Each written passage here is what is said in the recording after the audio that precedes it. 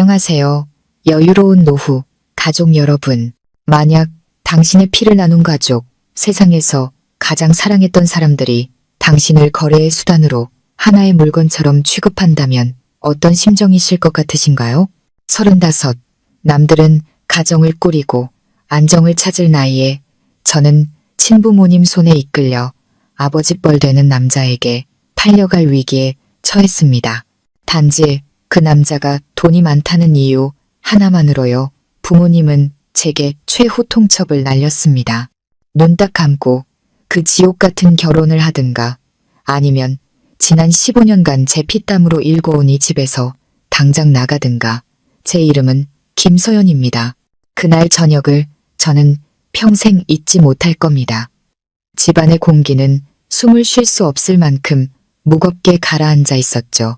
식탁 위에는 평소에는 구경도 못할 비싸고 맛있는 음식들이 가득 차려져 있었지만 가족 중 누구도 음식에 진심으로 관심을 두는 사람은 없었습니다. 모든 관심은 가장 상석에 앉은 특별한 손님에게 쏠려 있었습니다. 박 사장. 그는 제 아버지와 나이가 비슷해 보였고 희끗희끗한 머리카락에 술배가 불룩하게 나와 있었습니다. 저를 바라보는 그의 눈빛에서는 곧 자기 소유가 될 값비싼 장신구를 뜯어보는 듯한 노골적인 탐욕과 소유욕이 번뜩였습니다. 부모님은 그의 양옆에 앉아 쉴 새 없이 음식을 집어주고 입에선 웃음이 떠나질 않았습니다. 그렇게 비굴할 정도로 환대하는 모습은 처음 봤습니다. 박 사장님, 많이 드세요. 우리 서연이가 음식 솜씨가 아주 좋아요. 나중에 사장님 모시고 살게 되면 분명 살뜰하게 잘 챙길 겁니다. 어머니의 목소리는 꿀처럼 달았지만 그 한마디 한마디가 제 심장을 도려내는 칼날 같았습니다. 그리고 제 귀한 남동생 민준이는 맞은편에 앉아 박 사장이 자신의 도박빚을 전부 갚아주고 사업 자금까지 대주겠다는 약속에 눈을 반짝이고 있었습니다. 민준이는 고마움과 재촉이 뒤섞인 눈빛으로 저를 바라봤습니다. 마치 제가 자신의 방탕한 인생을 구해줄 유일한 구원자, 마지막 동아줄이라도 되는 것처럼요. 오직 저만이 석상처럼 굳어앉아 있었습니다. 앞에 놓인 밥그릇은 한 숟가락도 떼지 않은 채 그대로였죠. 도저히 아무것도 넘길 수가 없었습니다. 목구멍이 쓰디쓴 것은 음식이 맛없어서가 아니라 가장 사랑하는 가족들의 배신 때문이었습니다. 서연 씨, 요즘 더 예뻐졌네. 박 사장이 입을 열었습니다. 그의 느끼한 목소리에 온몸에 소름이 돋았습니다. 나도 아내랑 사별한 지 꽤 됐고 자식들은 다 분가해서 넓은 집에 혼자 있으려니 적적하더군. 두 분께서 우리 사이를 좋게 주선해주고 싶어 하시는데 서연 씨 생각은 어떤가? 그는 제게 물었지만 시선은 확답을 구하듯 부모님을 향해 있었습니다. 저는 식탁 아래에서 두 손을 꽉 움켜쥐고 목소리가 떨리지 않게 안간힘을 썼습니다. 사장님, 죄송하지만 너무 갑작스러운 일인 것 같습니다. 저는 아직 결혼할 생각이 없습니다. 갑작스럽긴 뭐가 갑작스러워. 아버지가 젓가락을 상에 세게 내리쳤습니다. 그 날카로운 소리에 저는 소스라치게 놀랐죠. 네, 나이가 35이다. 언제까지 그렇게 까다롭게 굴 건데? 박 사장님처럼 번듯한 사업체에 지위까지 있는 분을 만나는 게 얼마나 큰 복인지 알아. 하지만 아빠, 전 사장님께 아무런 감정이 없는걸요. 그리고 아빠랑 나이도 비슷하시잖아요. 제가 기어들어가는 목소리로 반박했습니다. 감정이 밥 먹여주냐? 민준이가 경멸이 가득한 목소리로 끼어들었습니다. 누나, 우리 집 꼴 좀 봐. 내가 지금 짊어진 빚더미를 보라고. 누나가 사랑 타령하면서 웬거지 같은 놈이랑 결혼하면 그놈이 누나랑 우리 집을 책임져 줄 수 있어. 아니면 온 가족 다 같이 길바닥에 나앉고 싶어. 눈물이 턱하고 터져나왔습니다. 지난 15년간 저는 기계처럼 일만 했습니다. 회사 격리, 온라인 쇼핑몰, 밤에는 부업까지. 수많은 남자들의 고백도 거절하고 데이트 한 번 제대로 못 해봤습니다. 그 모든 것이 민준이가 저지른 도박빚을 한 푼이라도 더 갚기 위해서였습니다. 그런데 이제 와서 제게 저런 잔인한 말을 내뱉다니요. 제가 우는 것을 본 어머니는 달래주기는커녕 오히려 불에 기름을 부었습니다. 울긴 왜 울어? 부모가 내 앞날 걱정해서 평생 의지할 좋은 짝 찾아줬더니 고마운 줄도 모르고. 내 꼴을 좀 봐. 35 먹은 노처녀. 집에 있는 시한폭탄이나 다름없어. 지금이라도 데려가겠다는 사람이 있는 걸 다행으로 알아야지. 어디서 뭘 더 따져. 저는 세상이 무너지는 것 같았습니다. 제 청춘을 바쳐 희생했던 가장 사랑하는 사람들이 이제는 힘을 합쳐 저를 지옥 같은 결혼으로 밀어놓고 있었습니다. 그들은 제 감정이나 행복 따위는 안중에도 없었습니다. 그들의 눈에 저는 단지 돈과 풍요로움을 얻기 위한 교환 가능한 상품일 뿐이었습니다. 저는 의자에서 벌떡 일어났습니다. 의자가 뒤로 밀리며 바닥에 날카로운 소리를 냈습니다. 싫어요. 죽으면 죽었지. 사랑하지도 않는 사람이랑 결혼 안 해요. 네가 감히 애비 말을 거역해. 아버지는 분노로 얼굴이 시뻘개졌습니다. 그는 벌떡 일어나 제 얼굴에 대고 손가락질했습니다. 똑똑히 들어. 오늘 너한테 길은 2가지뿐이야. 박 사장이랑 결혼해서 내 동생이랑 이 집안을 구하든가 아니면 당장 이 집에서 나가. 오늘부터 너 같은 딸은 없는 셈 칠 테니. 냉혹하고 잔인한 최후 통첩이었습니다. 저는 아버지를, 어머니를, 그리고 제가 그토록 감싸고 돌았던 남동생을 바라보았습니다. 그 누구의 눈에도 저를 향한 동정심은 단 한 점도 없었습니다. 오직 저를 궁지로 몰아넣었다는 쾌감과 이기심, 그리고 분노만이 가득할 뿐이었죠. 좋아요. 그들이 원한다면 그렇게 해주죠. 저는 눈물을 닦고 아버지를 똑바로 쳐다보며 그 어느 때보다 단호하고 또렷한 목소리로 말했습니다. 네, 제가 나갈게요. 그 말을 끝으로 저는 뒤도 돌아보지 않고 몸을 돌렸습니다. 등 뒤에서 아버지가 고함치는 소리, 어머니가 악쓰는 소리, 민준이가 욕하는 소리가 들렸지만 그 어떤 소리도 더는 저를 아프게 하지 못했습니다. 제 심장은 그들이 저를 상품 취급하던 그 순간 이미 차갑게 식어버렸으니까요. 저는 집을 나와 정처 없는 어둠 속으로 뛰어들었습니다. 머릿속에는 단 하나의 생각뿐이었습니다. 이곳을 벗어나야 해. 내 힘으로 살아갈 길을 찾아야 해. 그 길이 아무리 가시밭길이고 캄캄할지라도 그렇게 저는 걸었습니다. 그날 밤 텅 빈 골목을 걷는 제 발걸음은 어찌나 무겁던지요. 밤바람이 얇은 옷깃을 파고들어 온몸이 사시나무처럼 떨렸지만 그 추위는 방금 제 심장을 얼어붙게 한 냉기에 비할 바가 아니었습니다. 등 뒤에서 현관문이 쾅 하고 닫혔을 때 그것은 단순히 하나의 집을 닫은 것이 아니라 제 15년 청춘을 송두리째 닫아버린 것이었습니다. 15년 동안 저는 저 자신을 위해 살지 못했습니다. 저를 쫓아낸 바로 그 사람들의 빚을 갚는 기계로 살아왔습니다. 눈물과 한숨, 그리고 침묵의 희생으로 가득했던 15년. 그 모든 순간이 마치 지독한 악몽처럼 느리고 선명하게 머릿속을 스쳐 지나갔습니다. 제가 막 20살이 되던 해였습니다. 제 인생이 송두리째 다른 방향으로 장미꽃 대신 가시와 어둠만이 가득한 길로 꺾여버린 그 운명의 날을 저는 아직도 생생하게 기억합니다. 저는 회계팀에서 첫 월급을 받고 부푼 꿈에 젖어 있었습니다. 어머니께는 새 스웨터를, 아버지께는 돋보기 안경을 사드리고 싶었고 돈을 모아 영어 학원에도 등록하고 싶었습니다. 하지만 그 소박한 꿈들은 온몸에 문신을 한 험악한 남자 셋이 우리 집에 들이닥친 그날 밤 산산조각 났습니다. 그들은 별말 없이 3천만 원이라는 숫자가 휘갈겨진 차용증을 식탁 위에 던지며 얼음장같이 차가운 목소리로 협박했습니다.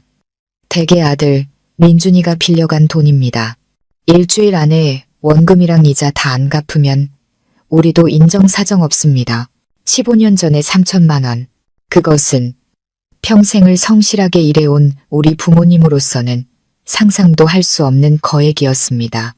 어머니는 그 자리에서 졸도하셨고 아버지는 잿빛이 된 얼굴로 그저 멍하니 서 계셨습니다. 이 모든 일의 원흉인 민준이는 바닥에 무릎을 꿇고 울며 불며 이번이 처음이자 마지막이라고 싹싹 빌었습니다. 나쁜 친구들의 꼬임에 넘어가 한 번 실수한 거라고요. 그때 저는 그 말을 믿었습니다. 하나뿐인 남동생의 눈물을 보며 누나로서의 애정이 이성을 마비시켰던 겁니다. 어떻게든 해야 한다. 동생을, 우리 가족을 구해야 한다고 생각했습니다. 저는 사방으로 뛰어다니며 친구와 동료들에게 돈을 빌리고 부모님이 제 결혼 자금으로 주려던 작은 땅까지 담보로 잡혔습니다. 그렇게 돈을 마련해 그들에게 갚아주고 나서는 이제 모든 게 괜찮아질 거라고, 동생이 달라질 거라고 스스로를 위로했습니다. 하지만 그건 제 착각이었습니다. 그건 마지막이 아니라 제 지옥 같은 날들의 시작에 불과했습니다. 민준이는 전혀 변하지 않았습니다. 그의 약속은 바람처럼 흩어졌고 얼마 지나지 않아 또다시 새로운 빚을 만들어 왔습니다. 빚의 액수는 매번 눈덩이처럼 불어났죠. 도박은 그의 뼛속까지 파고들어 착했던 청년을 악마로 바꿔놓았습니다. 그리고 저는 그 끝없는 빚의 굴레에 빠져 허우적거렸습니다. 저는 모든 것을 포기해야 했습니다. 안정적인 회계팀을 그만두고 더 높은 수수료를 받기 위해 영업사원으로 뛰어들었습니다. 이른 출근과 늦은 퇴근, 고객들의 냉정한 거절을 감수해야 했죠. 낮에는 길 위에서 시간을 보내고 밤에는 모두가 잠든 시간에 낡은 컴퓨터 앞에 앉아 문서 작업, 자료 입력, 온라인 쇼핑몰 관리 같은 부업을 했습니다. 어떤 날은 너무 피곤해서 키보드 위에서 잠이 들었고 꿈속에서까지 빚쟁이들의 욕설이 맴돌았습니다. 친구들은 하나둘 결혼해서 아이를 낳았고 함께 커피를 마시고 여행을 가던 약속은 점점 뜸해지다 완전히 끊겼습니다. 제게는 그럴 시간도 마음의 여유도 없었습니다. 제게 호감을 보였던 좋은 남자들도 있었습니다. 하지만 제 뒤에 감당할 수 없는 빚이라는 거대한 짐이 있다는 것을 알고는 모두 슬그머니 물러났습니다. 저는 자존감이 바닥을 쳤고 누구에게도 마음을 열거나 사랑을 받아들일 용기가 없었습니다. 제가 그들에게 행복이 아닌 짐만 안겨줄 거라는 걸 알았으니까요. 제 청춘은 그렇게 빚더미와 밤샘 노동 속에서 소리 없이 흘러갔습니다. 가장 고통스러웠던 것은 육체적 고단함이 아니라 가족들의 태도 변화였습니다. 처음에는 저를 안쓰러워하고 미안해하던 부모님도 시간이 지나자 제 희생을 당연한 의무처럼 여기기 시작했습니다. 그들은 더 이상 민준이를 나무라지 않았고 문제가 생길 때마다 제 이름만 불렀습니다. 서연아, 빚쟁이들이 또 찾아왔다. 서연아, 이번 달 이자 날짜 다 됐는데 어떡할 거니?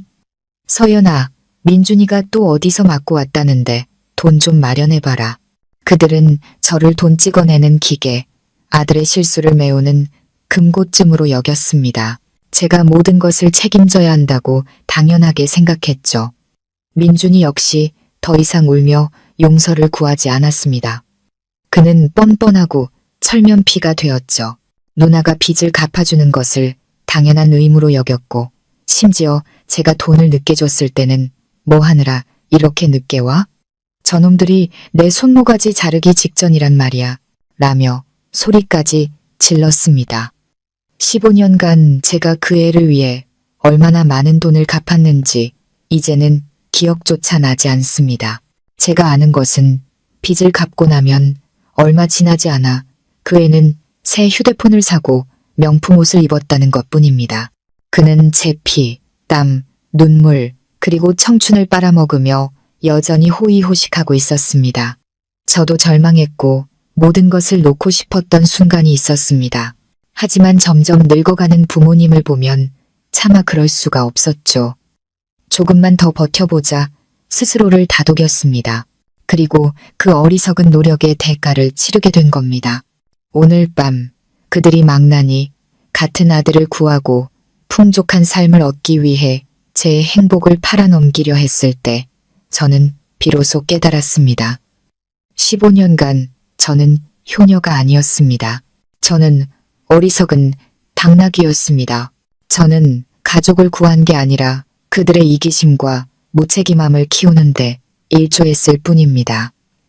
이제 집에서 쫓겨난 지금 저는 고통보다는 이상한 해방감을 느꼈습니다. 15년간 제 어깨를 짓누르던 무거운 짐을 마침내 내려놓은 기분이었습니다. 앞으로 어떤 폭풍우가 몰아닥치더라도 이제는 혼자서 맞서 싸울 겁니다. 저는 그렇게 목적 없이 걸었습니다. 어디로 가는지, 어디로 가야 하는지 아무것도 몰랐습니다. 늘 익숙했던 서울의 밤거리가 오늘따라 낯설고 무섭게 느껴졌습니다. 길게 늘어선 가로등 불빛은 제 얼어붙은 마음을 녹여주기엔 역부족이었습니다. 고층 빌딩들은 마치 거대한 괴물처럼 가족에게 버림받은 저를 비웃으며 내려다보는 것 같았습니다. 제게는 돌아갈 집이 없었습니다. 저는 그저 하염없이 걸었습니다. 다리는 천근만근이었고 머릿속은 텅 비어 있었습니다. 불이 켜진 야식 가게들을 지나칠 때마다 풍겨오는 맛있는 냄새에 배가 고파왔지만 그 허기는 곧 절망과 비참함에 묻혀버렸습니다. 저는 돈이 없었습니다. 15년간 제 월급은 통장에 들어오자마자 빚 갚는데 쓰였습니다. 주머니에는 고작 몇천 원이 전부였죠. 마침내 더 이상 걸을 힘이 없어진 저는 길가의 텅 빈 버스 정류장 벤치에 주저앉았습니다. 정류장에는 희미한 불빛만이 외롭게 빛나고 있었고 주위는 짙은 어둠에 잠겨 있었습니다. 저는 얇은 외투를 여미고 앉아 텅 빈 채 지나가는 막차들을 멍하니 바라보았습니다. 목적지도 승객도 없는 그 버스들이 꼭 제 인생 같았습니다. 그리고 저는 더 이상 참을 수 없었습니다. 두 손에 얼굴을 묻고 아이처럼 흐느껴 울기 시작했습니다. 저는 엄마를 잃어버린 아이처럼 서럽게 울었습니다. 도둑맞은 15년의 청춘을 위해, 저의 어리석은 희생을 위해, 그리고 저를 버린 가족들의 잔인함을 위해 울었습니다. 제 울음소리는 나무잎을 스치는 바람소리와 뒤섞여 고요한 밤거리에 처연하게 울려 퍼졌습니다. 이 세상에 저 혼자만 남겨진 것 같았습니다. 그렇게 절망의 끝에서 허우적거리고 있을 때 어디선가 달그락거리는 소리가 들려왔습니다. 저는 고개를 들고 눈물로 흐려진 시야를 닦아냈습니다. 희미한 가로등 불빛 아래 한 남자의 그림자가 천천히 다가오고 있었습니다. 그는 키가 크고 마른 체형에 낡고해진 작업복을 입고 있었습니다. 폐지와 고철, 빈병 같은 것들이 가득 실린 낡은 리어카를 끌고 있었죠. 그는 고물을 줍는 사람이었습니다. 그가 제 옆을 지나갈 때 우연히 눈이 마주쳤습니다. 저는 제 비참한 모습이 부끄러워 황급히 고개를 돌렸습니다. 그가 저를 동정하거나 혹은 경멸의 눈빛으로 쳐다볼까봐 두려웠습니다. 그런 시선에는 이미 익숙해질 대로 익숙해졌으니까요. 하지만 그는 아무 말도 하지 않았습니다. 리어카의 삐걱거리는 소리가 잠시 멈췄다가 다시 멀어져 갔습니다. 그가 가버렸다고 생각한 저는 다시 고개를 숙이고 울음을 터뜨리려 했습니다. 그런데 그때 누군가 제 옆 벤치에 무언가를 조심스럽게 내려놓는 것이 느껴졌습니다. 놀라서 고개를 들어보니 아까 그 고물 줍는 남자가 어느새 돌아와 있었습니다. 그는 저를 쳐다보지 않고 제 손 바로 옆에 아직 온기가 남아있는 따뜻한 물 한 병을 조용히 내려놓았습니다. 아마 근처 편의점에서 막 사온 모양이었습니다. 그는 물병을 내려놓고는 거의 알아차릴 수 없을 정도로 작게 고개를 까딱했습니다. 그리고는 아무 말 없이 다시 몸을 돌려 자신의 리어카를 끌고 어둠 속으로 사라졌습니다. 모든 것이 너무나 순식간에 일어나 마치 환상을 본 것 같았습니다. 저는 멍하니 물병을 바라보았습니다. 병에서 전해져 오는 온기가 제 차가운 손을 타고 얼어붙은 심장까지 서서히 번져나갔습니다. 전혀 모르는 사람, 사회에서 가장 낮은 곳에 있는 직업을 가진 사람, 아마 그 자신의 삶도 결코 쉽지 않을 그 사람이 한밤중에 처량하게 울고 있는 저를 위해 기꺼이 돈을 써서 따뜻한 물 한 병을 사준 것입니다. 그는 제가 누구인지, 왜 오는지 묻지 않았습니다. 흔한 위로나 호기심 어린 시선도 보내지 않았습니다. 그는 그저 행동했습니다. 작고 침묵에 쌓인 행동이었지만 그 안에는 거대한 친절과 말없는 존중이 담겨 있었습니다. 저는 물병을 들어 뺨에 가져다 댔습니다. 그 온기가 제 상처 입은 영혼을 어루만져주는 것 같았습니다. 눈물이 다시 흘러내렸지만 이번에는 절망의 눈물이 아닌 감동의 눈물이었습니다. 온 세상에 버림받았다고 느낀 순간 한 낯선 사람이 제게 손을 내밀어 준 것입니다. 비록 이 따뜻한 물병을 통해 간접적으로 내민 손이었지만요. 그의 행동은 눈보라 속에서 피어난 작은 불꽃과도 같았습니다. 어둠을 몰아내기엔 역부족이었지만 이 세상 어딘가에는 여전히 조건 없는 선의와 친절이 존재한다는 것을 보여주기엔 충분했습니다. 저는 그의 이름도 그가 어디서 왔는지도 모릅니다. 하지만 그날 밤 묵묵히 리어카를 끌던 남자의 뒷모습과 그가 남기고 간 따뜻한 물병은 제 마음속에 깊이 새겨졌습니다. 그것은 제가 잔혹한 현실에 맞설 작은 힘과 믿음을 주었습니다. 여러분, 그때 제 손에 들려있던 따뜻한 물병은 단순히 물 한 병이 아니었습니다. 제 인생에서 가장 춥고 잔인했던 그 겨울밤, 제가 받은 유일한 사람의 온기였습니다. 저는 동이 틀 때까지 버스 정류장 벤치에 앉아 있었습니다. 더 이상 울음은 나오지 않았죠. 눈물이 다 말라버린 것 같았습니다. 머릿속에는 이제 어디로 가야 하나 하는 막막한 질문만이 맴돌았습니다. 제 존엄성이 헐값에 거래되고 가족애가 뻔뻔한 매매로 변질된 그 집으로는 돌아갈 수 없었습니다. 하지만 어디로 가야 할까요? 친구들. 15년간 빚의 굴레 속에서 저는 스스로 모든 관계를 끊어버렸습니다. 이제 와서 누가 저를 기억이나 할까요? 문득 덜컥 겁이 났습니다. 35, 집도, 돈도, 기댈 곳 하나 없는 여자가 느끼는 공포였습니다. 그 후 이틀 동안 저는 유령처럼 거리를 헤맸습니다. 주머니에 있던 마지막 몇천 원으로는 빵 몇 조각을 사서 겨우 허기를 달랬습니다. 피로와 굶주림의 몸은 지쳐갔지만 마음의 고통은 그보다 몇 배는 더 컸습니다. 가족에게서는 단 한 통의 전화도 문자도 오지 않았습니다. 그들의 침묵은 욕설보다 더 무서웠습니다. 그들의 눈에 저는 이제 정말로 존재하지 않는 사람이 되었다는 잔인한 사실을 확인시켜 주었으니까요. 절망이 저를 갉아먹기 시작했습니다. 차라리 그냥 집으로 돌아가서 박 사장과의 결혼을 받아들일까 하는 생각까지 했습니다. 적어도 잠잘 곳은 있을 테고 부모님과 동생도 편하게 살 수 있을 테니까요. 하지만 그때 그날 밤의 따뜻한 물병과 묵묵히 리어카를 끌던 남자의 모습이 떠올랐습니다. 저는 그가 나타났던 버스 정류장 근처로 다시 돌아갔습니다. 그리고 마침내 그를 다시 만났습니다. 그는 고된 육체노동을 하는 사람 같지 않게 마치 장인이 자신의 작품을 다루듯 세심하고 신중하게 고물을 분류하고 있었습니다.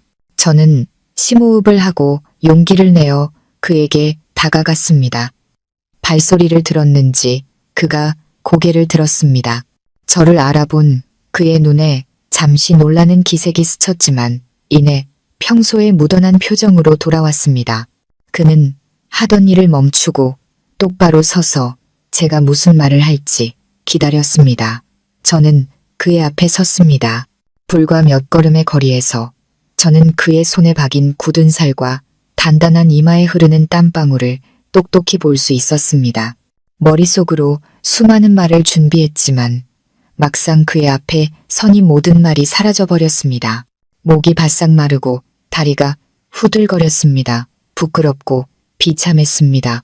나 같은 여자가 고물 줍는 남자에게 도움을 구하러 오다니. 하지만 부모님의 얼굴, 박 사장의 얼굴, 그날 밤의 잔인한 최후 통첩이 다시 떠올랐습니다. 그것은 더 이상 잃을 것이 없는 사람에게 마지막 남은 무모한 용기를 주었습니다. 저는 떨리는 목소리로 겨우 입을 열었습니다. 저를 기억하세요? 그는 바로 대답하지 않았습니다. 그저 깊고 고요한 눈으로 저를 잠시 바라보더니 작게 고개를 끄덕였습니다. 그 긍정의 표시에 저는 조금 용기를 얻었습니다. 저는 눈을 질끈 감고 평생 제가 이런 말을 내뱉을 수 있을 거라고는 상상도 못했던 절망의 끝에서 나온 한마디를 내뱉었습니다. 혹시 아내가 필요하지 않으세요? 그 말을 내뱉는 순간 세상이 멈춘 것 같았습니다. 저는 차마 눈을 뜰 수가 없었습니다. 그의 눈에 비칠 조롱과 경멸을 마주할 자신이 없었기 때문입니다.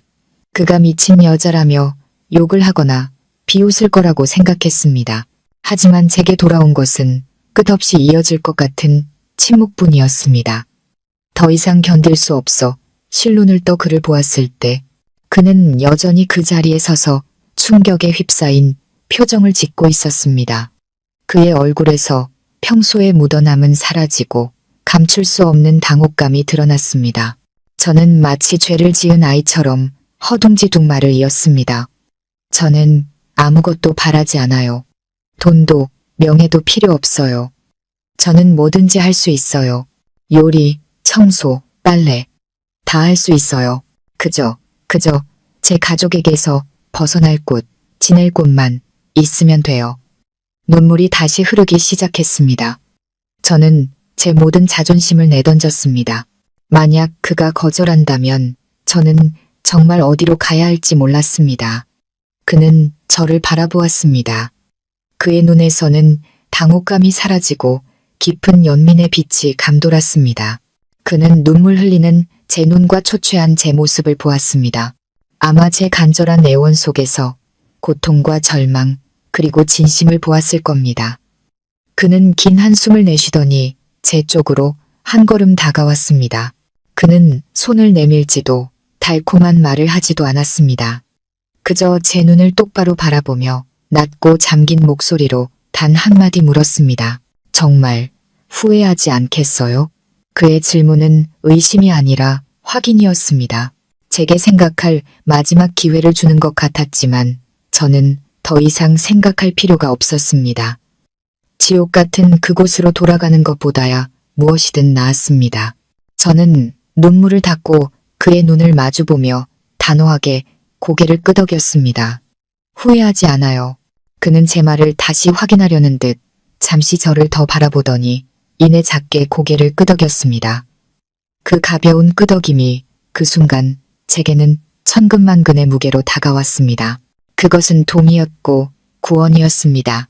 그것은 소란스럽고 먼지투성이인 고물상 앞에서 두 낯선 사람 사이에 맺어진 종이 한 장 없는 혼인 계약이었습니다. 그의 고갯짓은 제 인생의 새로운 장을 열었습니다. 제가 전혀 예측할 수 없는 미래가 기다리고 있는 장을요. 그의 동의 직후 어색하고 불편한 침묵이 우리 둘을 감쌌습니다. 방금 전까지 이름도 모르던 두 남녀가 이제 부부가 되려 하고 있었습니다. 그는 더 이상 아무 말 없이 묵묵히 작업용 장갑을 벗고 낡은 수도꼭지에서 손을 씻더니 저를 따라오라는 손짓을 했습니다. 저는 그가 어디로 가는지 묻지 않고 조용히 뒤를 따랐습니다. 그가 저를 데려간 곳은 번듯한 집이 아닌 작고 구불구불한 골목 깊숙한 곳에 있는 허름한 새방이었습니다. 그의 방은 복도 맨 끝에 있었고 좁고 눅눅했습니다. 그의 전 재산이라고는 싱글 침대 하나, 낡은 나무 책상, 휴대용 가스레인지, 그리고 작은 책장이 전부였습니다. 하지만 놀라웠던 것은 방은 몹시 가난했지만 믿을 수 없을 만큼 깨끗하고 정돈되어 있었다는 점입니다. 옷은 깔끔하게 개켜져 있었고 책들은 가지런히 꽂혀 있었습니다. 책장에는 기계 관련 기술 서적들 옆으로 세계적인 문학 고전과 심지어 영어로 된 경제학 서적까지 몇 권 꽂혀 있었습니다. 제 집은 이게 전부입니다. 그가 약간 멋쩍은 목소리로 말했습니다. 일단 여기서 지내세요. 내일 혼인신고하러 갑시다. 다음 날 아침 우리는 구청으로 갔습니다. 제 결혼식은 그렇게 치러졌습니다. 꽃도 반지도 축복의 말도 없었죠. 무표정한 공무원 앞에 앉아 서류에 서명하는 두 낯선 사람만이 있을 뿐이었습니다.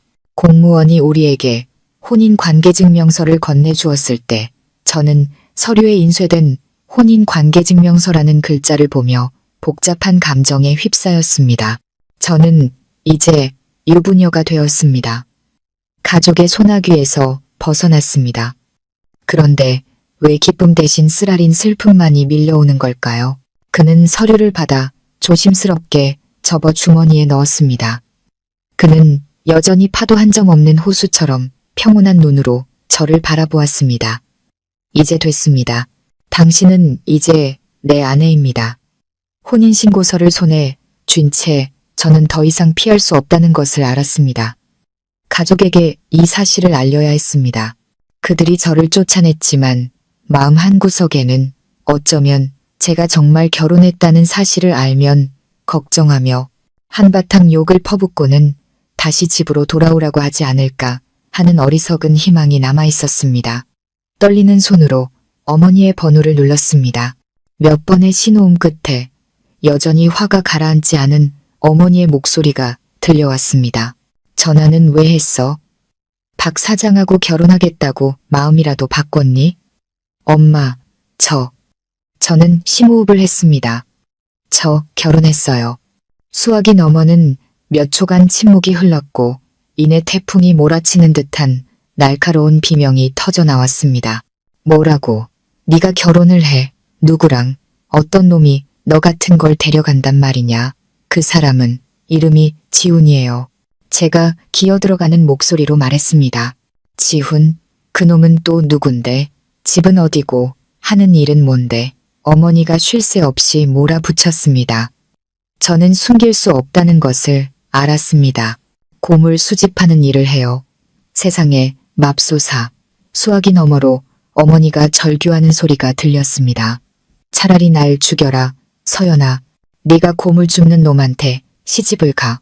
부모 얼굴에 이 집안 전체 얼굴에 똥칠을 하려고 작정을 했구나. 네가 그러고도 사람이야.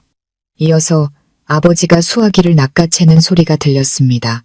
아버지의 목소리는 어머니처럼 고함을 치지는 않았지만 한 글자 한 글자가 얼음장처럼 차갑고 잔인했습니다. 똑똑히 들어라, 김서연.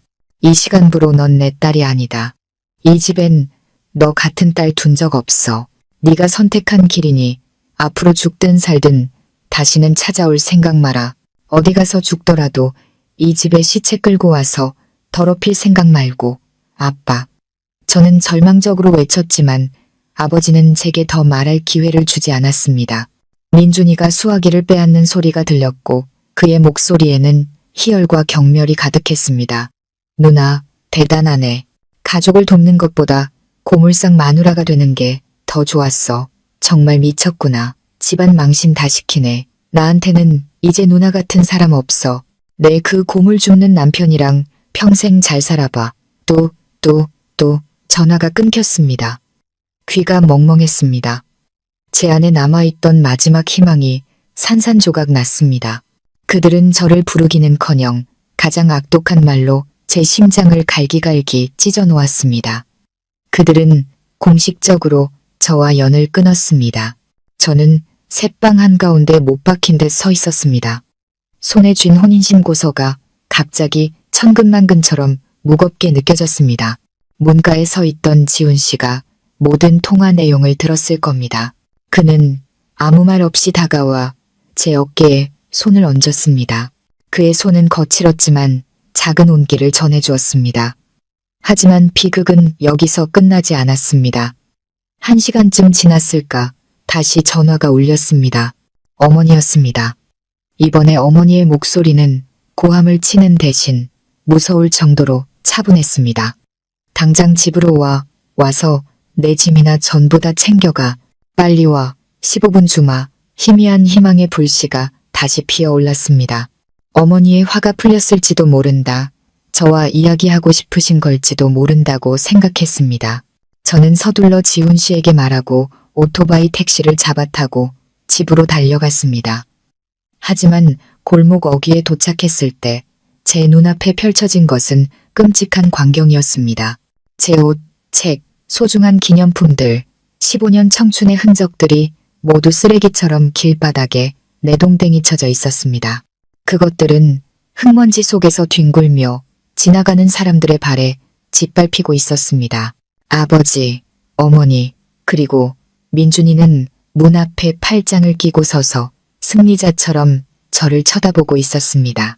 어머니가 그 쓰레기 더미를 손가락으로 가리키며 얼음처럼 차가운 목소리로 말했습니다. 저기 있네, 내 물건들. 다 챙겨서 내 눈앞에서 썩 꺼져. 저는 제 물건들 한가운데 서서 극심한 굴욕감에 몸을 떨었습니다. 주변의 이웃들이 모여들어 수군거리기 시작했습니다. 저는 마치 길거리에서 조리돌림을 당하는 죄수가 된 기분이었습니다. 더 이상 울음도 나오지 않았습니다. 고통은 무감각으로 변해버렸습니다. 바로 그때 지훈 씨의 낡은 리어카가 삐걱거리며 다가왔습니다. 그가 저를 따라온 것입니다. 그는 리어카를 세우고 아무 말 없이 내려와 제 물건 더미로 걸어갔습니다. 그리고 그것들을 하나씩 줍기 시작했습니다. 그는 제 옷가지 하나, 책 한 권을 조심스럽게 주워 먼지를 털어내고 리어카에 차곡차곡 실었습니다. 그는 주변의 따가운 시선과 수군거림에도 아랑곳하지 않고 침묵 속에서 그 모든 일을 해냈습니다. 그는 우리 가족을 쳐다보지도 않았고 저를 쳐다보지도 않았습니다. 그저 묵묵히 자신의 일에만 집중했습니다. 저는 그를 바라보았습니다. 이제 막 제 남편이 된 이름밖에 모르는 그 남자가 제 인생의 부서진 조각들을 수습하고 있었습니다. 돌처럼 굳어있던 제 마음에 이상하고 따뜻한 기운이 스며들었습니다. 모든 것을 다 싣고 나서야 그는 저를 돌아보며 여전히 낮고 차분한 목소리로 말했습니다. 갑시다. 저는 고개를 끄덕였습니다. 저는 그를 향해 걸어갔습니다. 이웃들의 시선을 지나 가족의 잔인함을 지나 리어카에 올라탔습니다. 리어카가 움직이기 시작할 때 저는 마지막으로 그 집을 돌아보았습니다. 문은 굳게 닫혀 있었습니다. 오늘부터 저는 정말로 고아가 되었습니다. 가족이 없는 사람이 되었습니다. 하지만 저는 더 이상 혼자가 아니었습니다. 제 곁에는 이 남자가 고물을 줍는 남편이 있었으니까요. 가족 없는 결혼식과 함께 제 새로운 인생은 바로 여기서부터 시작되었습니다. 낡은 리어카는 삐걱거리며 저와 제 부서진 인생을 싣고 제가 자라온 골목을 떠났습니다. 저는 버려진 짐들 사이에 앉아 이상할 정도로 텅 빈 마음으로 앞을 바라보았습니다. 바람이 불어 머리카락이 헝클어졌지만 그것을 정리할 생각조차 들지 않았습니다. 그저 제 미래처럼 막막하게 펼쳐진 길을 멍하니 바라볼 뿐이었습니다. 지훈 씨는 여전히 말이 없었습니다. 그는 운전에만 집중했고 그의 마르지만 단단한 등은 마치 보이지 않는 벽처럼 세상의 호기심과 악의적인 시선으로부터 저를 지켜주었습니다. 우리는 이제 제가 집이라고 불러야 할 작은 새방으로 돌아왔습니다. 사람들이 쥐구멍이라고 부를지도 모르는 가난한 동네 깊숙한 곳에 있는 방. 벽지는 누렇게 변색되어 있었고 바닥 타일은 낡았으며 작은 창문 하나는 맞은편 집에 이끼 낀 벽을 향해 나 있었습니다. 제 짐이 들어오자 원래도 좁았던 방은 더욱 답답해졌습니다. 그날 밤 우리는 한마디도 나누지 않았습니다. 저는 천장의 얼룩을 바라보며 눈을 뜬 채 누워 옆에 누운 남자의 규칙적인 숨소리를 들었습니다. 그는 제 남편이었습니다. 낯설고 믿기지 않는 사실. 이름과 직업 외에는 아무것도 모르는 남편. 저는 수백 번 자문했습니다. 내가 미친 걸까? 너무 충동적이었던 걸까? 하지만 박 사장과의 결혼을 떠올리면 아마 이것이 제가 할 수 있었던 유일하게 옳은 선택이었을지도 모른다고 생각했습니다. 그 후 며칠 동안 제 새로운 삶이 시작되었습니다. 제가 겪어왔던 삶과는 완전히 다른 삶이었죠.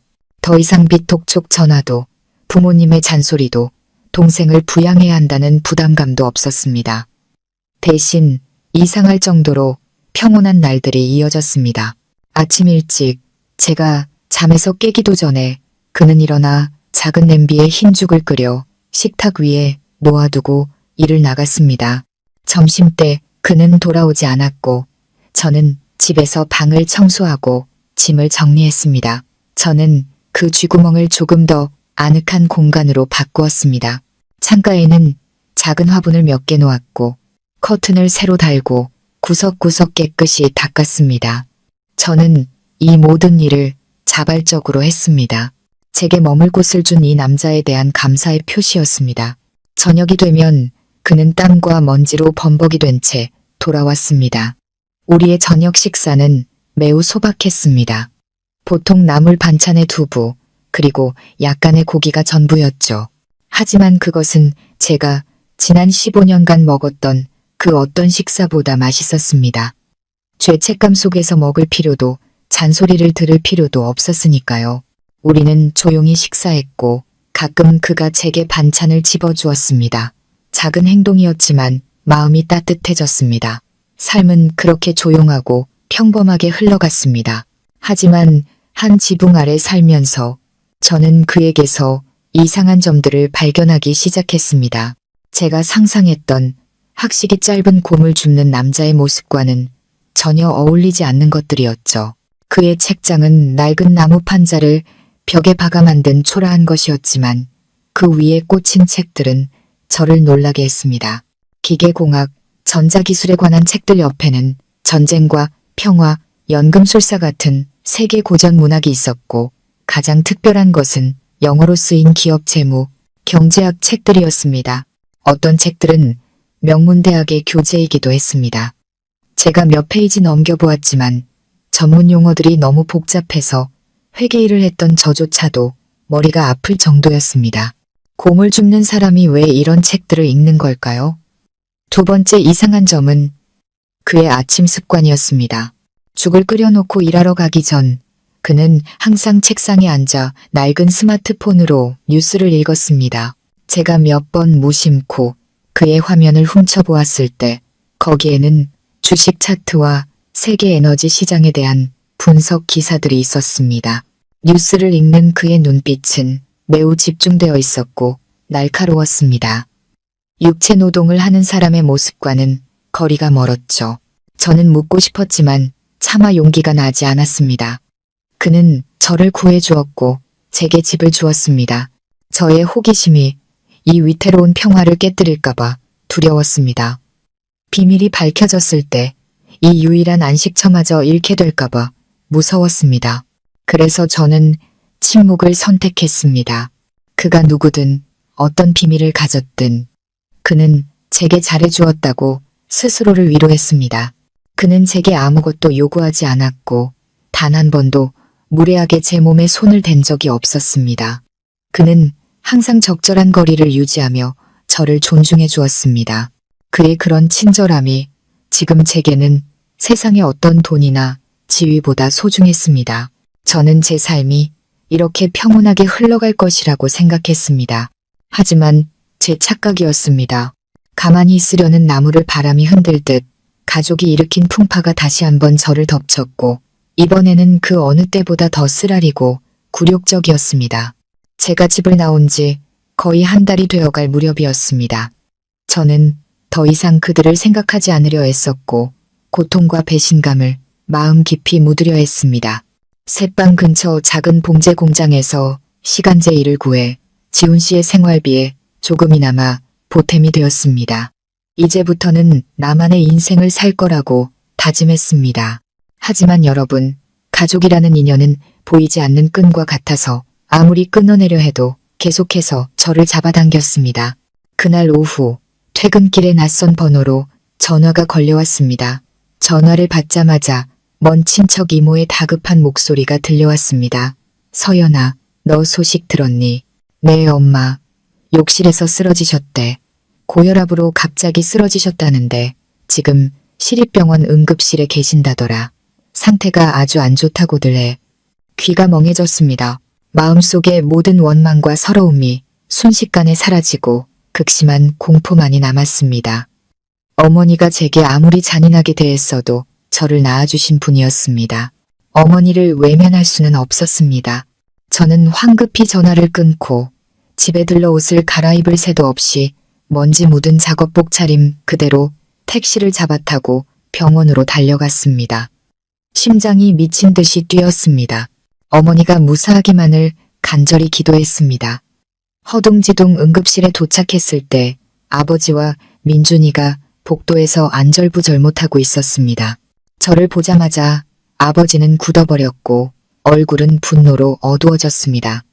민준이는 마치 제 존재 자체가 수치스럽다는 듯 증오의 찬 눈으로 저를 쏘아보았습니다.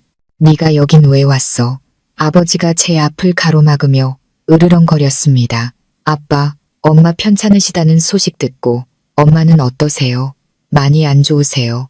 저는 걱정스럽게 물으며 응급실 안을 들여다보려 애썼습니다.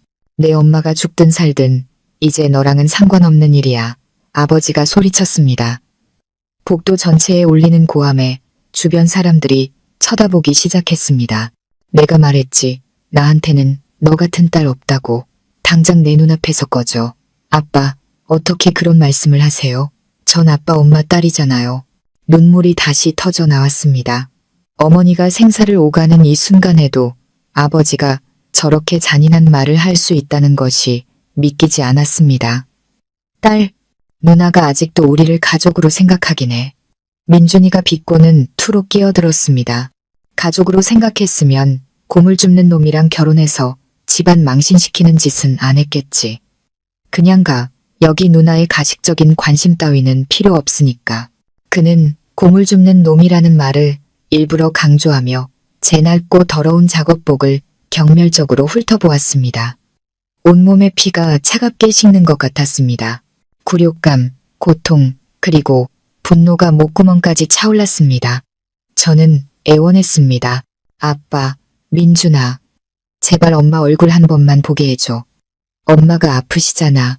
안 돼. 아버지는 단호했습니다. 네가 여기 있다가 내 엄마가 깨어나서 너를 보면 혈압이 또 오를 거다. 이 모든 게 다 너 때문이야.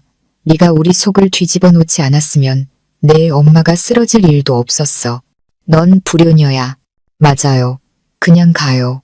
민준이가 제 어깨를 세게 밀쳐 저는 비틀거리며 넘어질 뻔했습니다. 누나, 그 고물 줍는 남편한테 나가. 가서 그 새로운 가족이나 챙기라고. 엄마 병원비, 누나 남편이 쓰레기 뒤져서 번더러운 돈 따위는 필요 없으니까. 그 말은 비수가 되어 제 심장에 밝혔습니다. 그는 저뿐만 아니라 저를 거두어준 죄 없는 지훈 씨까지 모욕했습니다. 그가 뭘 잘못했나요? 고물을 줍는 게 뭐 어때서요? 그는 자신의 땀과 노력으로 돈을 법니다. 도둑질도 사기도 치지 않았습니다. 그 돈이 도박으로, 심지어 누나를 팔아서 얻은 민준이의 돈보다 10,000배는 더 깨끗합니다. 저는 붐비는 병원 복도 한가운데 사람들의 호기심과 동정 어린 시선 속에서 더없이 외롭고 무력하며 굴욕적이었습니다. 그들은 제가 아픈 어머니를 찾아뵐 수 있는 자식으로서의 당연한 권리마저 막아버렸습니다. 저는 어쩔 수 없이 발길을 돌려야 했습니다. 발걸음은 천근만근이었고 눈물은 하염없이 흘렀습니다. 하지만 이번 눈물에는 슬픔뿐만 아니라 분노도 섞여 있었습니다. 저는 망연자실한 채 새방으로 걸어왔습니다. 집에 도착했을 때는 이미 어둑해져 있었습니다. 지훈 씨는 일을 마치고 돌아와 있었습니다. 눈이 퉁퉁 붓고 옷이 엉망인 제 모습을 보고도 그는 아무것도 묻지 않고 조용히 부엌으로가 따뜻한 물 한 잔을 타주었습니다.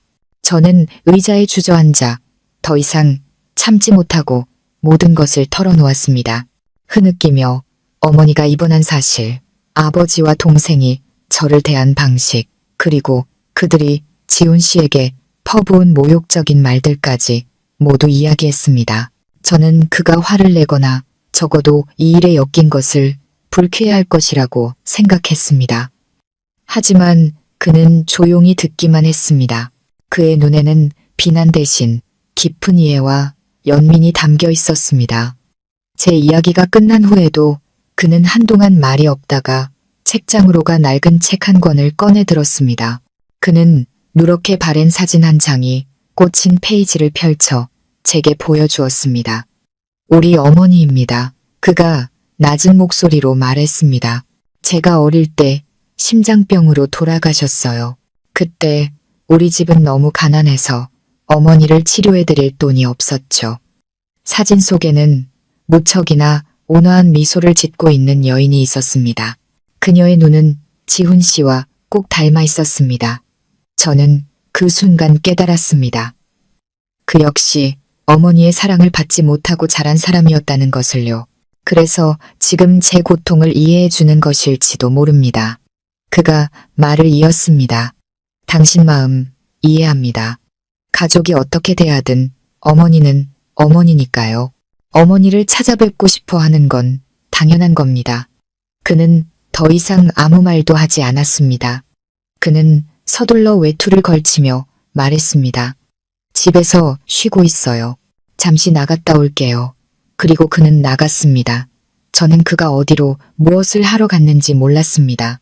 그저 따뜻한 물컵을 든 채 복잡한 마음으로 앉아 있었습니다. 어머니가 걱정되면서도 가족에 대한 분노가 치밀었습니다. 앞으로 어떻게 해야 할지 몰랐습니다. 제가 아는 것은 지훈 씨의 존재와 그의 이해가 이 어두운 순간에 제게 가장 큰 위로가 되었다는 것뿐입니다. 지훈 씨는 잠시 나갔다 오겠다며 집을 나섰습니다. 저는 새방에 홀로 남아 천갈래만 갈래로 찢어지는 마음을 다잡지 못했습니다. 응급실에 누워 계실 어머니의 모습, 아버지의 창백한 얼굴, 동생의 증오에 찬 눈빛이 계속해서 저를 괴롭혔습니다. 화가 나면서도 걱정이 되고 무력감이 저를 짓눌렀습니다.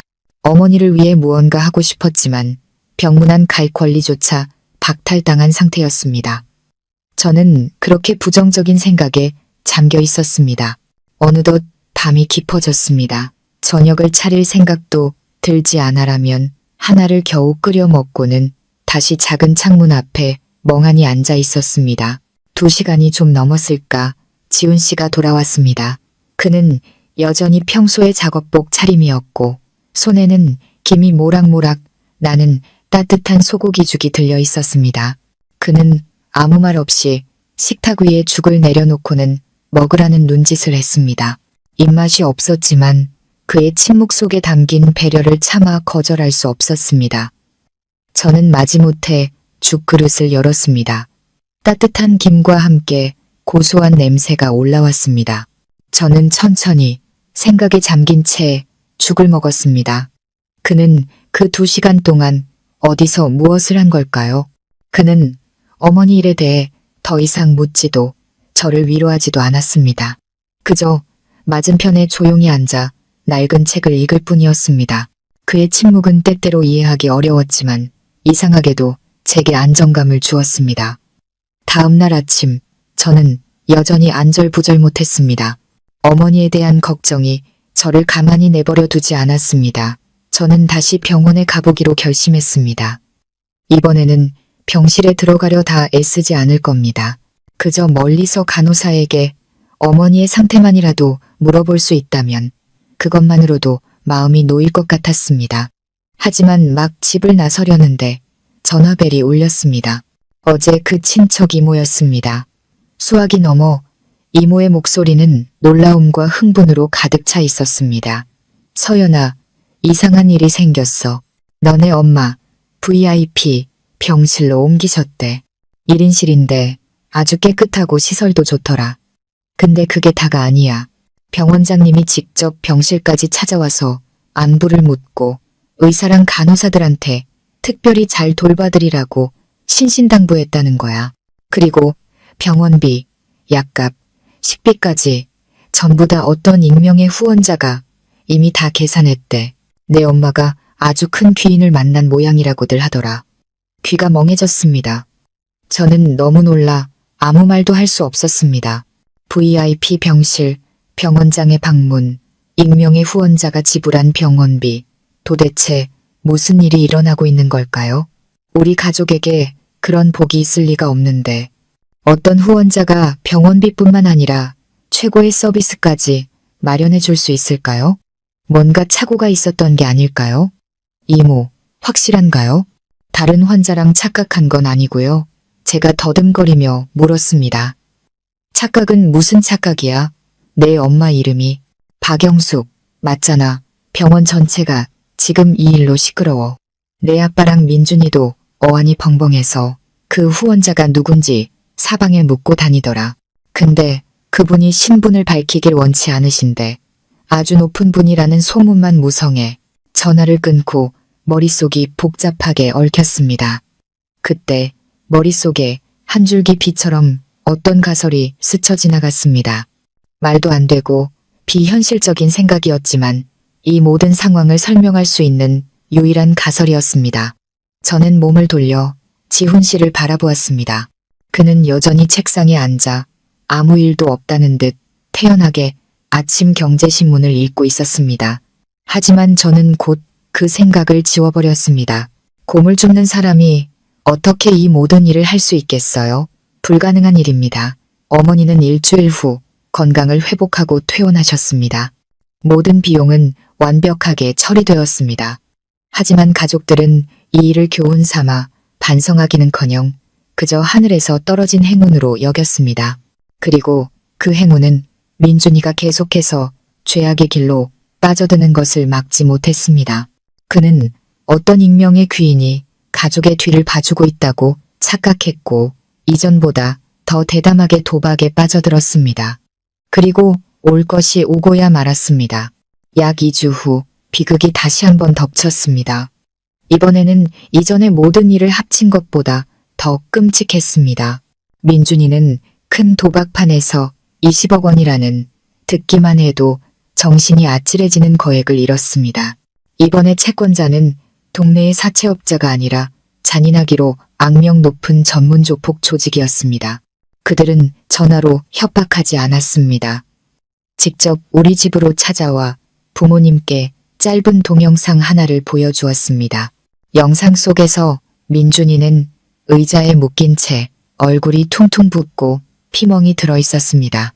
그들은 일주일 안에 20억을 마련하지 못하면 민준이의 손목 하나를 자를 것이고 2주 안에도 갚지 못하면 목숨을 가져가겠다고 협박했습니다. 어머니는 또다시 실신하셨습니다. 아버지는 하룻밤 사이에 폭삭 늙어버렸습니다. 집안은 절망과 암흑에 휩싸였습니다. 20억, 어디서 20억을 구한단 말입니까? 친척, 친구, 돈을 빌릴 만한 곳은 지난 15년간 제가 이미 전부 손을 벌린 상태였습니다. 더 이상 우리 집에 돈을 빌려줄 사람은 아무도 없었습니다. 그리고 그 절망의 끝에서 그들은 가장 잔인한 마지막 결정을 내렸습니다. 집을 팔기로 한 것입니다. 비록 낡고 작은 단층 집이었지만 그곳은 제가 태어나고 자란 곳이었습니다. 더 중요한 것은 그 집은 할아버지가 돌아가시며 조상님을 모시는 곳이니 무슨 일이 있어도 꼭 지키라고 아버지에게 신신당부하며 남겨주신 소중한 유산이었습니다. 그런데 이제 망나니 같은 아들 하나 때문에 조상의 유산마저 팔아치우려 하는 것입니다. 그날 저녁 제가 퇴근했을 때 전화가 울렸습니다. 아버지였습니다. 전화를 받자마자 제 안부를 묻기도 전에 분노와 원망이 가득한 아버지의 고함이 터져 나왔습니다. 너 단어 때문이야. 민준이가 지금 죽게 생긴 거 알아? 저는 망연자실했습니다. 아빠, 그게 무슨 말씀이세요? 민준이가 왜요? 도박 빚이 20억이다. 저놈들이 이제 걔를 죽이겠대. 이제 속이 시원하냐? 네가 아니었으면, 네가 박 사장하고 결혼했으면 우리가 그 돈으로 빚을 갚았을 거 아니야. 이 지경까지는 안 왔을 거라고. 넌 우리 집안의 재앙이야. 이 불효 막심한 년, 네가 이 집안을 다 망쳤어. 아버지의 한마디가 비수가 되어 제 심장에 밝혔습니다. 믿을 수가 없었습니다. 이 순간에도 그들은 모든 잘못을 제 탓으로 돌리고 있었습니다. 그들의 맹목적인 자식 사랑과 민준이의 무책임함이 모든 비극의 근원이라는 사실을 전혀 깨닫지 못하고 있었습니다. 이제 다른 방법이 없어. 아버지가 쓰디쓴 목소리로 말을 이었습니다. 이 집을 팔아서라도 걔를 구해야겠다. 똑똑히 들어. 이제 이 집도 없어질 거야. 다 너 때문에. 안 돼요, 아빠. 집은 팔면 안 돼요. 저는 절망적으로 외쳤습니다. 그 집은 할아버지가 남겨주신 거잖아요. 팔면 우리는 어디서 살아요? 어디서 사냐고. 네가 감히 나한테 어디서 사냐고 물어? 아버지가 미친 사람처럼 웃었습니다. 너는 내 그 고물 줍는 남편이랑 잘 먹고 잘 살면서 나한테 어디서 사냐고 물어. 내가 길바닥에 나앉게 되더라도 그건 다 내가 저지른 탓이야. 난 그냥 너한테 이 사실을 알려주려고 전화했을 뿐이다. 네가 얼마나 큰 죄인인지 똑똑히 알라고. 다시는 이 집에 전화하지 마. 그리고 아버지는 전화를 끊었습니다. 저는 새방 한가운데 죽은 듯이 서 있었습니다. 손에서 떨어진 휴대폰이 바닥에 부딪혀 산산조각 났습니다. 집이 팔린다. 제 어린 시절의 추억이 담긴 유일한 곳, 조상님의 위패가 모셔진 곳이 도박빚을 갚기 위해 팔려나간다고 합니다. 이번의 고통은 집에서 쫓겨났을 때보다 더 컸습니다. 그것은 상실감이었고 가족의 뿌리가 송두리째 무너져 내리는 것을 속수무책으로 지켜봐야 하는 무력감이었습니다. 저는 바닥에 주저앉아 하염없이 눈물을 흘렸습니다. 지훈 씨가 퇴근해서 돌아왔습니다. 울고 있는 저와 산산조각 난 휴대폰을 보고 그는 묻지 않아도 무슨 일이 생겼다는 것을 짐작했습니다.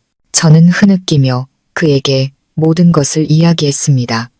20억의 빚, 집을 팔기로 한 부모님의 결정, 그리고 저를 향한 그들의 잔인한 비난까지. 이번에 지훈 씨는 침묵하지 않았습니다.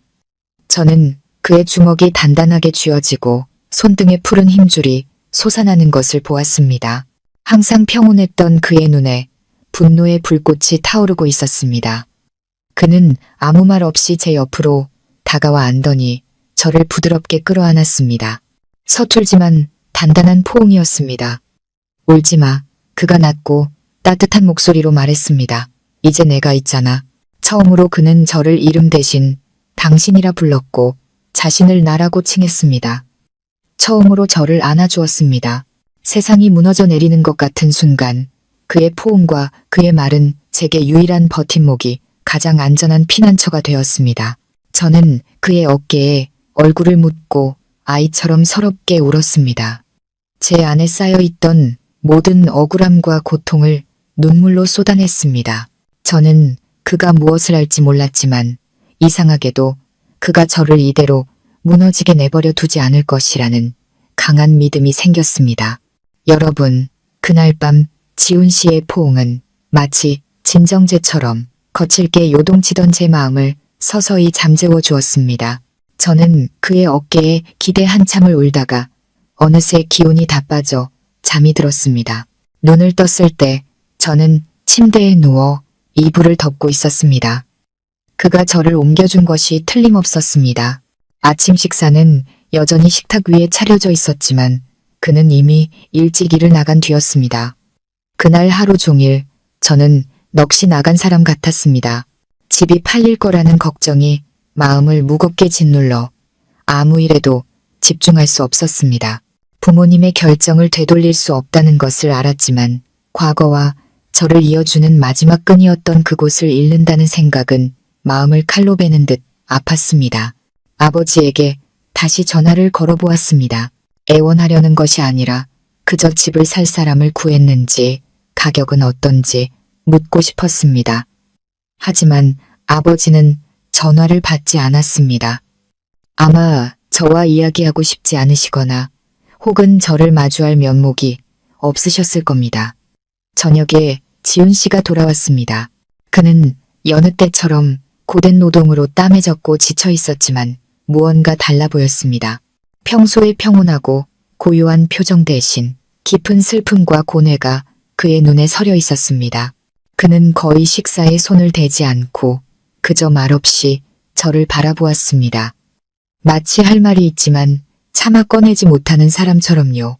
식사 후 그는 평소처럼 책을 읽지 않고 밖으로 나가 낡은 나무 의자에 앉아 밤의 어둠을 멍하니 바라보았습니다.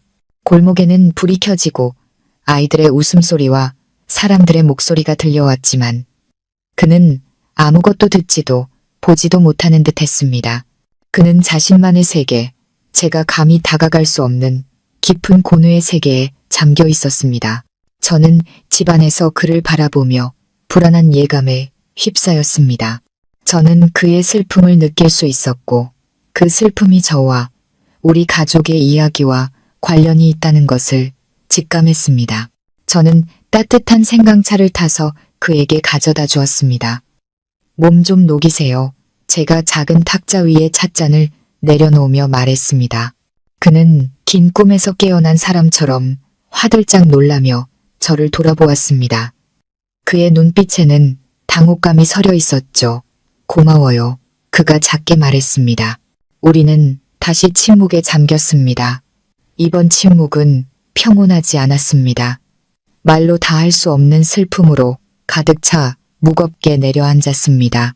밤바람이 차갑게 불어왔습니다. 제가 그에게 외투를 가져다 주려고 몸을 돌리려던 순간 처마에서 새어나오는 노란 불빛 아래서 제 심장을 멎게 하는 광경을 목격했습니다. 한 줄기 눈물, 투명한 눈물방울이 그의 거친 뺨을 타고 조용히 흘러내리고 있었습니다. 그리고 또 한 방울, 또 한 방울. 그가 울고 있었습니다. 제가 알던 그 무뚝뚝하고 강인한 남자. 단 한 번도 약한 모습을 보인 적 없던 그가 어두운 밤에 홀로 앉아 울고 있었습니다.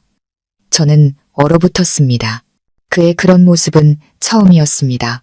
그는 소리내어 울지 않았습니다. 그저 침묵 속에서 흘러내리는 눈물에는 말로 표현할 수 없는 깊은 고통이 담겨 있었습니다. 저는 어쩔 줄 몰라 그 자리에 서 있기만 했습니다. 심장이 누군가에게 꽉 쥐어진 것처럼 아파왔습니다. 저 때문에, 제 가족이라는 짐 때문에 그가 이토록 힘들어하는 걸까요? 그는 제가 보고 있다는 것을 알아차리고 황급히 손으로 얼굴을 닦으며 약한 모습을 감추려 했습니다. 하지만 이미 늦었죠. 나 괜찮아요. 그가 말했습니다. 목소리는 쉬어 있었고 억지로 지어 보이는 미소는 우는 것보다 더 고통스러워 보였습니다. 미안해요. 제가 속삭였습니다. 제가 너무 많은 짐을 지게 해서 미안해요. 일이 이렇게 될 줄은 몰랐어요. 당신을 제 인생에 끌어들여서는 안 됐는데. 제 말을 들은 지훈 씨는 고개를 저었습니다. 그는 저를 올려다보았습니다. 그의 붉어진 눈에는 자책감과 제가 이해할 수 없는 깊은 슬픔이 가득했습니다. 아니, 서연 씨. 사과해야 할 사람은 나예요. 그가 말했습니다. 이번에는 감정을 억누르지 못하고 목소리가 갈라졌습니다. 당신에게 더 나은 삶을 주지 못해서 미안해요. 나 같은 남편을 만나게 해서 집도 절도 없이 당신을 지켜주지도 못해서 미안해요. 당신이 가장 힘들 때 그저 무력하게 지켜볼 수밖에 없어서 미안해요. 당신처럼 좋은 여자가 계속해서 가족 때문에 힘들어하고 고통받게 해서 미안해요. 나는 정말 쓸모없는 남편이에요. 그의 사과 한마디 한마디가 망치처럼 제 머리를 내리쳤습니다. 저는 한 번도 생각해보지 못했습니다. 그 차갑고 과묵한 모습 뒤에 그가 이토록 깊고 고통스러운 내면을 가진 사람이었다는 것을요. 그는 저를 귀찮아하거나 짐스럽게 여긴 것이 아니었습니다. 오히려 저를 돕지 못하는 자신을 탓하고 고통스러워하고 있었습니다. 그는 무력감을 느끼며 자신이 끔찍한 남편이라고 생각하고 있었습니다. 저는 그의 고통이 제 고통보다 더 크다는 것을 깨달았습니다. 자신이 사랑하는 여자를 지켜주지 못하는 남자의 고통. 저는 그의 옆에 다가가 앉았습니다. 이번에는 제가 그의 어깨에 손을 얹었습니다. 그런 말 하지 마세요. 당신은 쓸모없는 사람이 아니에요. 저한테는 당신이 이 세상 최고의 사람이에요. 제가 갈 곳이 없을 때 집을 내주었고 저를 존중해주고 잘 대해주었어요. 저한테는 그것만으로도 충분해요. 우리 가족 문제는 제 짐이지 당신 짐이 아니에요. 그렇게 자책하지 마세요. 그는 저를 올려다보았습니다. 그의 눈에는 감동이 서려 있었습니다. 하지만 그 집, 당신에게는 정말 소중한 곳이잖아요? 그가 물었습니다. 저는 고개를 끄덕였고 눈물이 다시 차올랐습니다. 네, 저에게 남은 유일한 곳이었으니까요. 저는 말을 잇지 못했지만 그는 제 마음을 이해했습니다. 우리는 다시 침묵에 잠겼습니다. 하지만 이번 침묵은 달랐습니다. 더 이상 거리감도 비밀도 없었습니다. 오직 서로의 고통을 이해하고 나누는 두 영혼만이 존재할 뿐이었습니다. 그날 밤 저는 처음으로 이 남자와 진정한 연결을 느꼈습니다. 그는 저를 구해준 사람일 뿐만 아니라 저를 이해하고 제 아픔을 함께 아파해주는 사람이었습니다.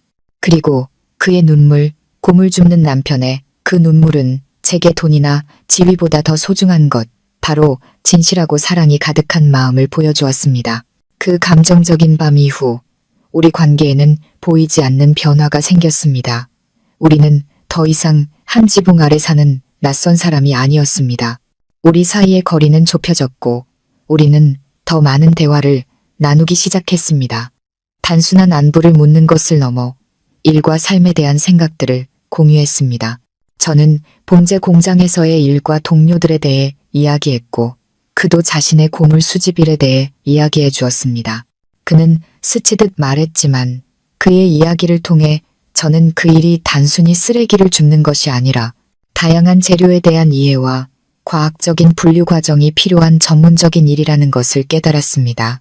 하지만 집에 대한 걱정은 여전히 검은 구름처럼 제 머리 위를 맴돌았습니다. 조폭들이 제시한 일주일의 기한이 거의 다가오고 있다는 것을 알았습니다.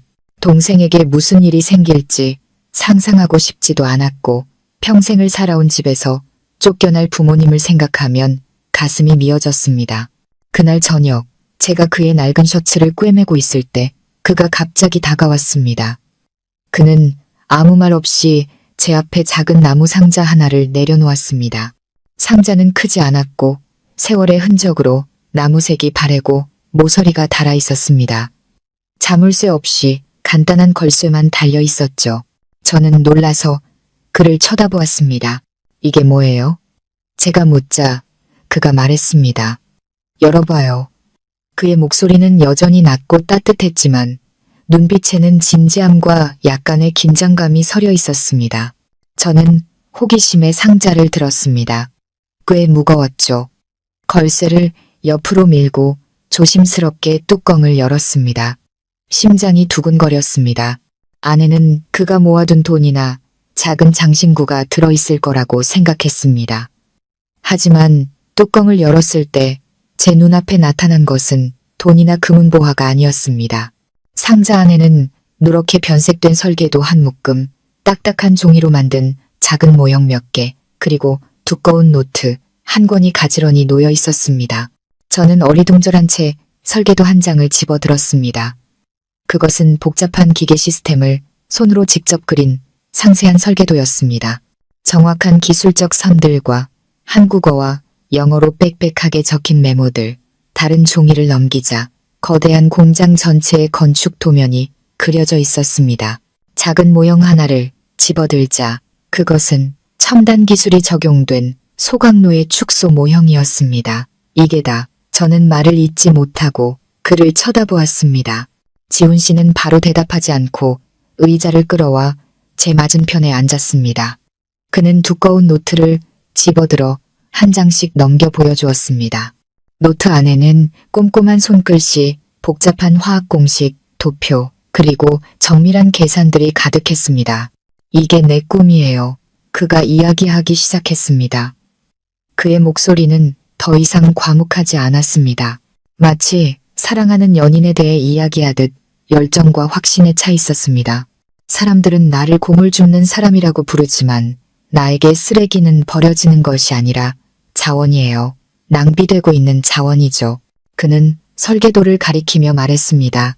이건 첨단 기술이 적용된 폐기물 처리 공장의 설계도예요. 단순히 쓰레기를 묻거나 태우는 공장이 아니에요. 쓰레기를 자동으로 분류하고 플라스틱, 금속, 종이를 새로운 제품으로 재활용하죠. 유기성 폐기물은 이 플라즈마 소각로에 들어가 깨끗한 전력 에너지로 바뀝니다. 그 에너지로 주거단지 전체의 전기를 공급할 수 있어요. 더 이상 환경을 오염시키는 거대한 쓰레기 매립지나 유독한 연기는 없을 겁니다. 모든 것이 순환되는 시스템이죠. 쓰레기를 자원으로 바꾸고 환경의 깨끗함을 돌려주는 겁니다. 저는 그의 말을 들으며 마치 다른 세계에 빠져드는 것 같았습니다. 그가 소각로, 플라즈마 에너지, 재활용 기술에 대해 이야기하는 방식은 열정적이고 전문적이었습니다. 그는 곰을 줍는 사람이 아니라 과학자, 기술자, 발명가처럼 보였습니다. 그는 10년 넘게 이 프로젝트를 연구하고 완성해왔다고 했습니다. 학생 때부터 이 꿈을 키워왔고 혼자 공부하고 연구하고 실험했습니다. 지난 몇 년간 그가 이 일을 한 것은 다른 일을 할 수 없어서가 아니라 그 자원과 매일 직접 접촉하고 싶었기 때문이었습니다. 그것을 이해하고 정확한 성분을 알아야만 가장 효율적인 처리 시스템을 구축할 수 있으니까요. 이제야 저는 모든 것을 이해했습니다. 경제학 서적들, 금융 뉴스, 의문의 전화 통화들, 모든 것이 그의 원대한 꿈을 위한 것이었습니다. 그는 단순히 고물을 줍는 사람이 아니었습니다. 그는 사회가 버린 것들로부터 자신만의 제국을 조용히 건설하고 있는 원대한 비전을 가진 전략가였습니다. 저는 경외와 놀라움이 뒤섞인 눈으로 그를 바라보았습니다. 하지만 이런 일은 돈이 엄청나게 들 텐데 혼자서 어떻게? 지훈 씨가 미소 지었습니다. 보기 드물지만 무척이나 따뜻한 미소였습니다. 그는 제 질문에 대답하는 대신 조용히 나무 상자를 닫고 제 눈을 똑바로 바라보았습니다. 그의 목소리는 진지하고 진실해졌습니다. 서연 씨, 부모님 집 때문에 걱정하는 거 알아요. 내가 당신을 도울 수 없다고 생각하는 것도 알고요. 나한테는 돈도 금은보화도 없어요. 내가 가진 전 재산은 이 상자 안에 다 들어있어요. 그는 나무 상자를 제 쪽으로 밀었습니다. 오늘 이걸 당신에게 줄게요. 내 평생의 꿈과 열정을 전부 당신에게 맡기는 거예요. 내가 비록 가진 것은 없지만 나에게는 미래가 있다는 걸 당신이 알아줬으면 해요. 그리고 그 미래에 당신이 함께 있었으면 좋겠어요. 심장이 멎는 것 같았습니다. 이것은 화려한 고백이 아니었습니다. 공허한 약속도 아니었습니다. 이것은 모든 것을 맡기는 신뢰의 표현이었습니다. 그는 제게 자신의 인생에서 가장 소중한 것, 돈보다 더 귀한 믿음을 준 것입니다. 제가 가족도, 집도, 모든 것을 잃었다고 느꼈을 때 그는 제게 미래와 꿈을 보여주었습니다. 저는 책상 위의 낡은 나무 상자와 그의 진실한 눈을 번갈아 바라보았습니다. 눈물이 다시 흘러내렸지만 이번에는 행복과 감동의 눈물이었습니다. 저는 제가 사람을 잘못 보지 않았다는 것을 알았습니다. 이 남자는 비록 겉모습은 초라할지라도 그 안에는 지혜와 의지, 그리고 바다보다 더 넓은 마음이라는 보물을 간직하고 있었습니다. 그의 꿈이 이루어질지 아닐지는 중요하지 않았습니다. 제가 아는 것은 이 순간부터 저는 그와 함께 그 길을 걸어갈 것이라는 사실뿐이었습니다. 여러분, 그날 밤 지훈 씨가 제게 건넨 낡은 나무 상자는 세상의 어떤 금은 보화보다 무거웠습니다. 그 안에는 꿈과 미래, 그리고 무엇보다 저를 향한 그의 절대적인 믿음이 담겨 있었습니다. 저는 그 상자를 품에 안고 잠이 들었습니다. 길고 어두웠던 날들 끝에 처음으로 평온한 잠을 잘 수 있었습니다.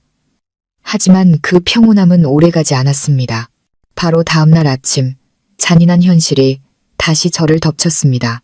아버지에게서 전화가 왔습니다. 그의 목소리는 지쳐 있었습니다.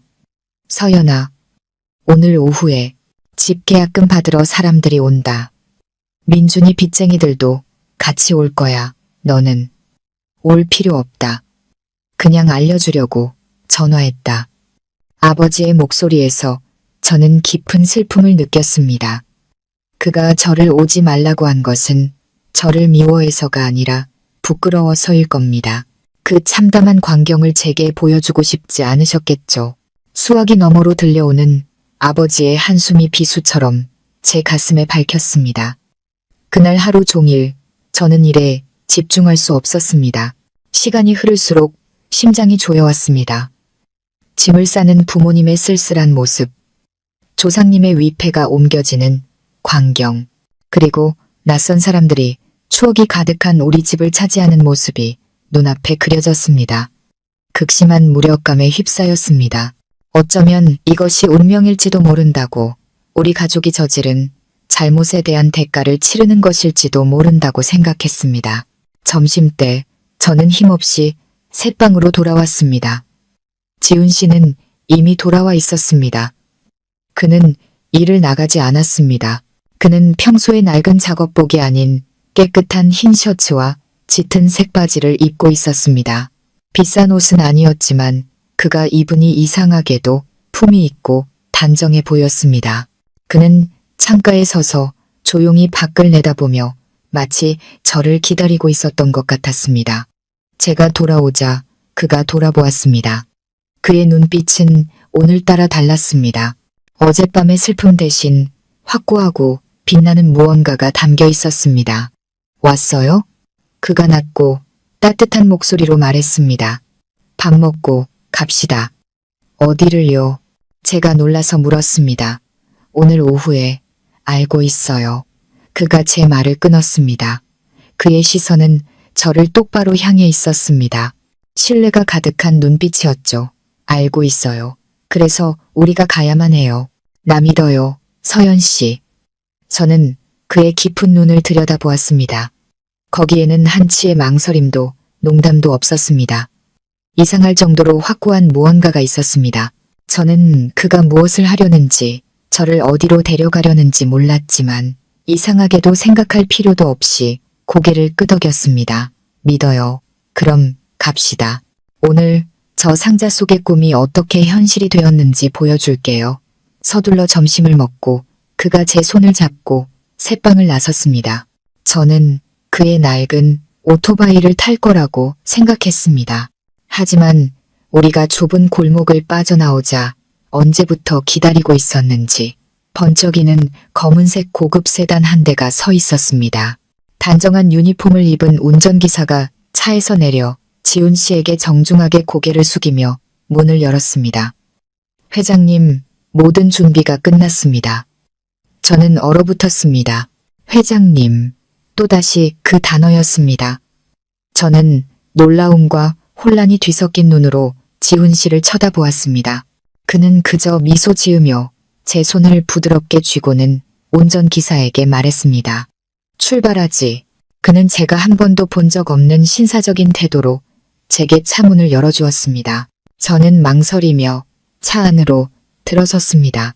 고급 가죽으로 마감된 실내, 은은한 향기, 시원한 에어컨 바람은 제가 방금 빠져나온 덥고 먼지투성이인 동네와는 완전히 다른 세상이었습니다. 차문이 닫히며 저는 과거의 세계와 단절되었습니다. 차는 부드럽게 움직이기 시작했습니다. 저는 지훈 씨 옆에 앉아 혼란스럽게 뛰는 심장을 진정시키려 애썼습니다. 마치 꿈속에 있는 것 같았습니다. 제가 곰을 줍는 사람이라고 생각했던 내 남편, 그는 도대체 누구일까요? 차는 우리 집 방향으로 가지 않았습니다. 완전히 낯선 길로, 점점 더 넓고 화려한 길로 접어들었습니다. 허름한 집들과 좁은 골목들은 뒤로 사라지고 현대적인 고층 빌딩과 화려한 쇼핑몰들이 나타났습니다. 풍경은 너무나 빠르게 변해 정신을 차릴 수 없었습니다. 곧 차는 제가 텔레비전이나 잡지에서나 보았던 신도시로 들어섰습니다. 이곳에는 낡은 집들 대신 유리로 된 번쩍이는 고층 빌딩과 넓은 정원을 가진 웅장한 저택들이 자리 잡고 있었고 경비는 삼엄했습니다. 공기마저도 맑고 조용했습니다. 이곳은 상류층, 초부유층의 세계였습니다. 제가 평생 꿈도 꾸지 못했던 세상이었죠. 우리, 여긴 왜 온 거예요? 제가 너무나 압도된 나머지 거의 속삭이듯 물었습니다. 지훈 씨는 대답 대신 여전히 노동으로 거칠지만 믿음직한 온기가 느껴지는 손으로 제 손을 잡아주었습니다. 차는 신도시 깊숙한 곳으로 들어가 제 숨을 멎게 하는 한 건물 앞에 멈춰섰습니다. 그곳은 주거 지역이 아니었습니다. 수십 층 높이의 거대한 오피스 빌딩이었고 전체가 푸른색 유리로 덮여 햇빛 아래 반짝이고 있었습니다. 건물 꼭대기에는 황금색 금속으로 된 글자가 빛나고 있었습니다.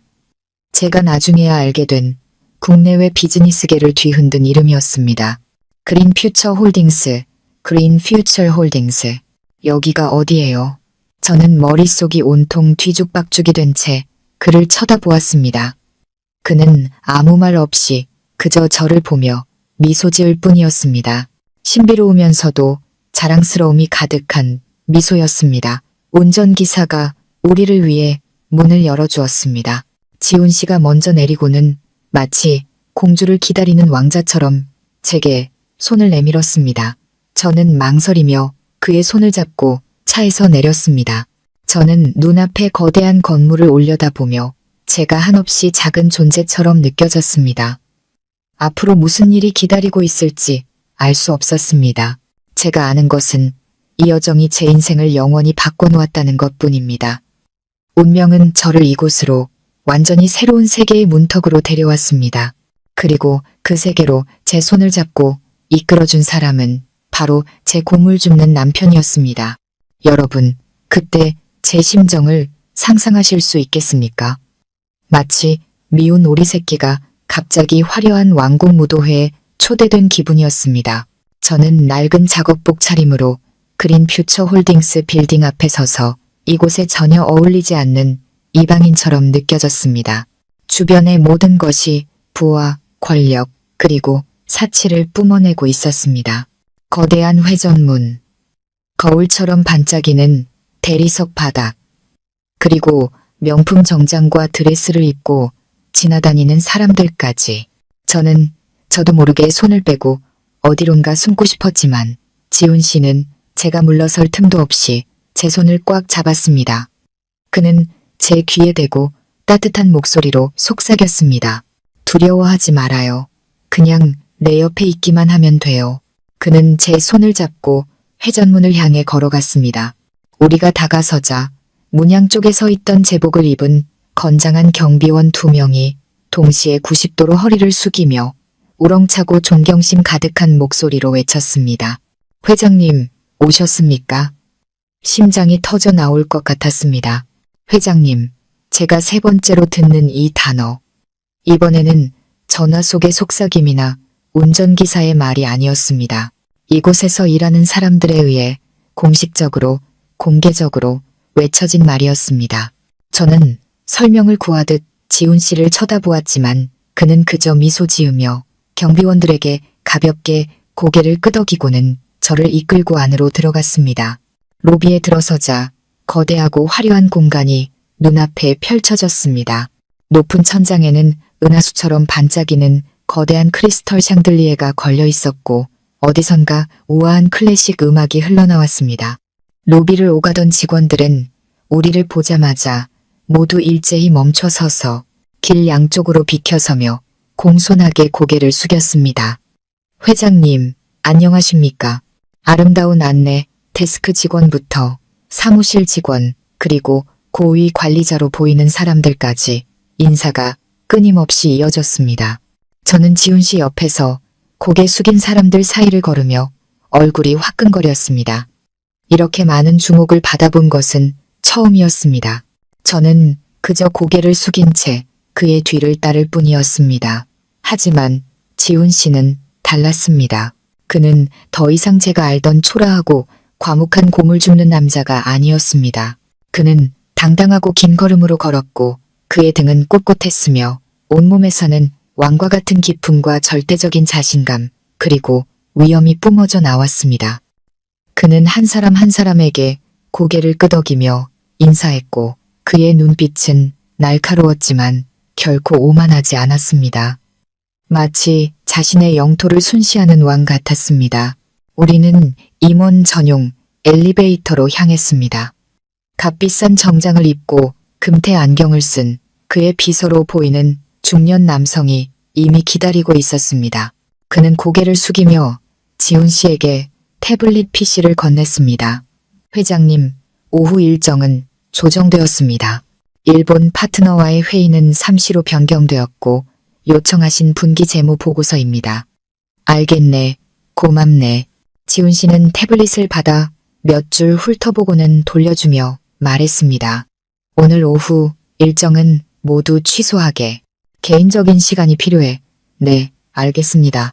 비서가 공손하게 대답하고는 엘리베이터 버튼을 눌렀습니다. 번쩍이는 스테인리스 엘리베이터 문이 열리고 우리는 안으로 들어섰습니다. 내부는 넓고 고급스러운 목재로 마감되어 있었습니다. 문이 닫히고 바깥 세상의 소음과 단절되자 저는 비로소 숨을 내쉴 수 있었습니다. 저는 옆에 서 있는 남자를 바라보았습니다. 엘리베이터 조명이 그의 얼굴을 비추며 그의 강인한 윤곽을 더욱 돋보이게 했습니다. 같은 사람이었지만 왜 이리도 낯설게 느껴지는 걸까요? 제가 더듬거리며 물었습니다. 이게 다 어떻게 된 일이에요? 그가 저를 돌아보았습니다. 그의 눈빛은 더 이상 신비롭지 않았습니다. 부드러움과 약간의 미안함이 담겨 있었죠. 미안해요, 서연 씨. 당신을 속여서 미안해요.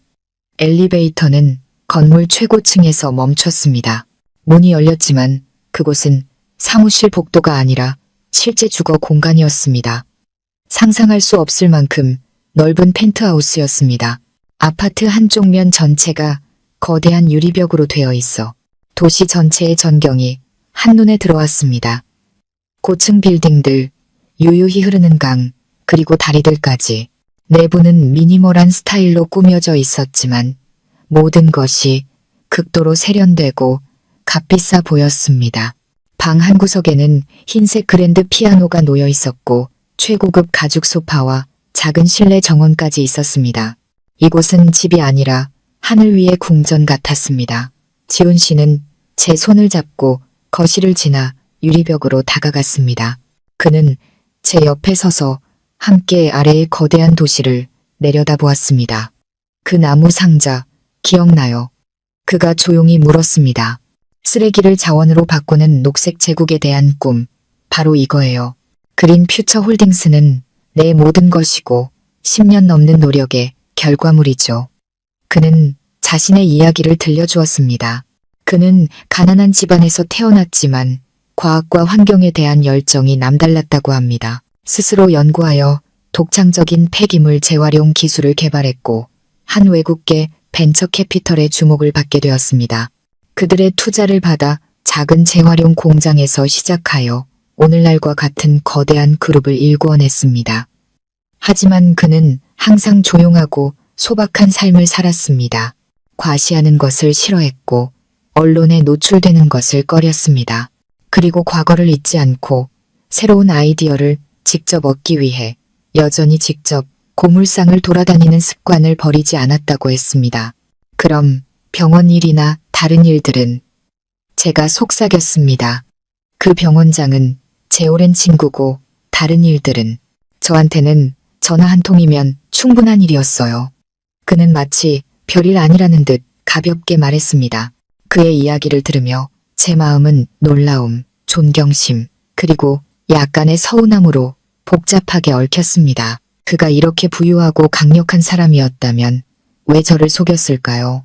왜 저를 그 허름한 새방에서 살게 하고 힘든 봉제 공장에서 일하게 했을까요? 제 생각을 읽기라도 한 듯 그가 돌아서서 제 어깨에 부드럽게 손을 얹고 저를 똑바로 바라보게 했습니다. 서연 씨, 내가 당신을 속인 건 당신을 믿지 못해서가 아니에요.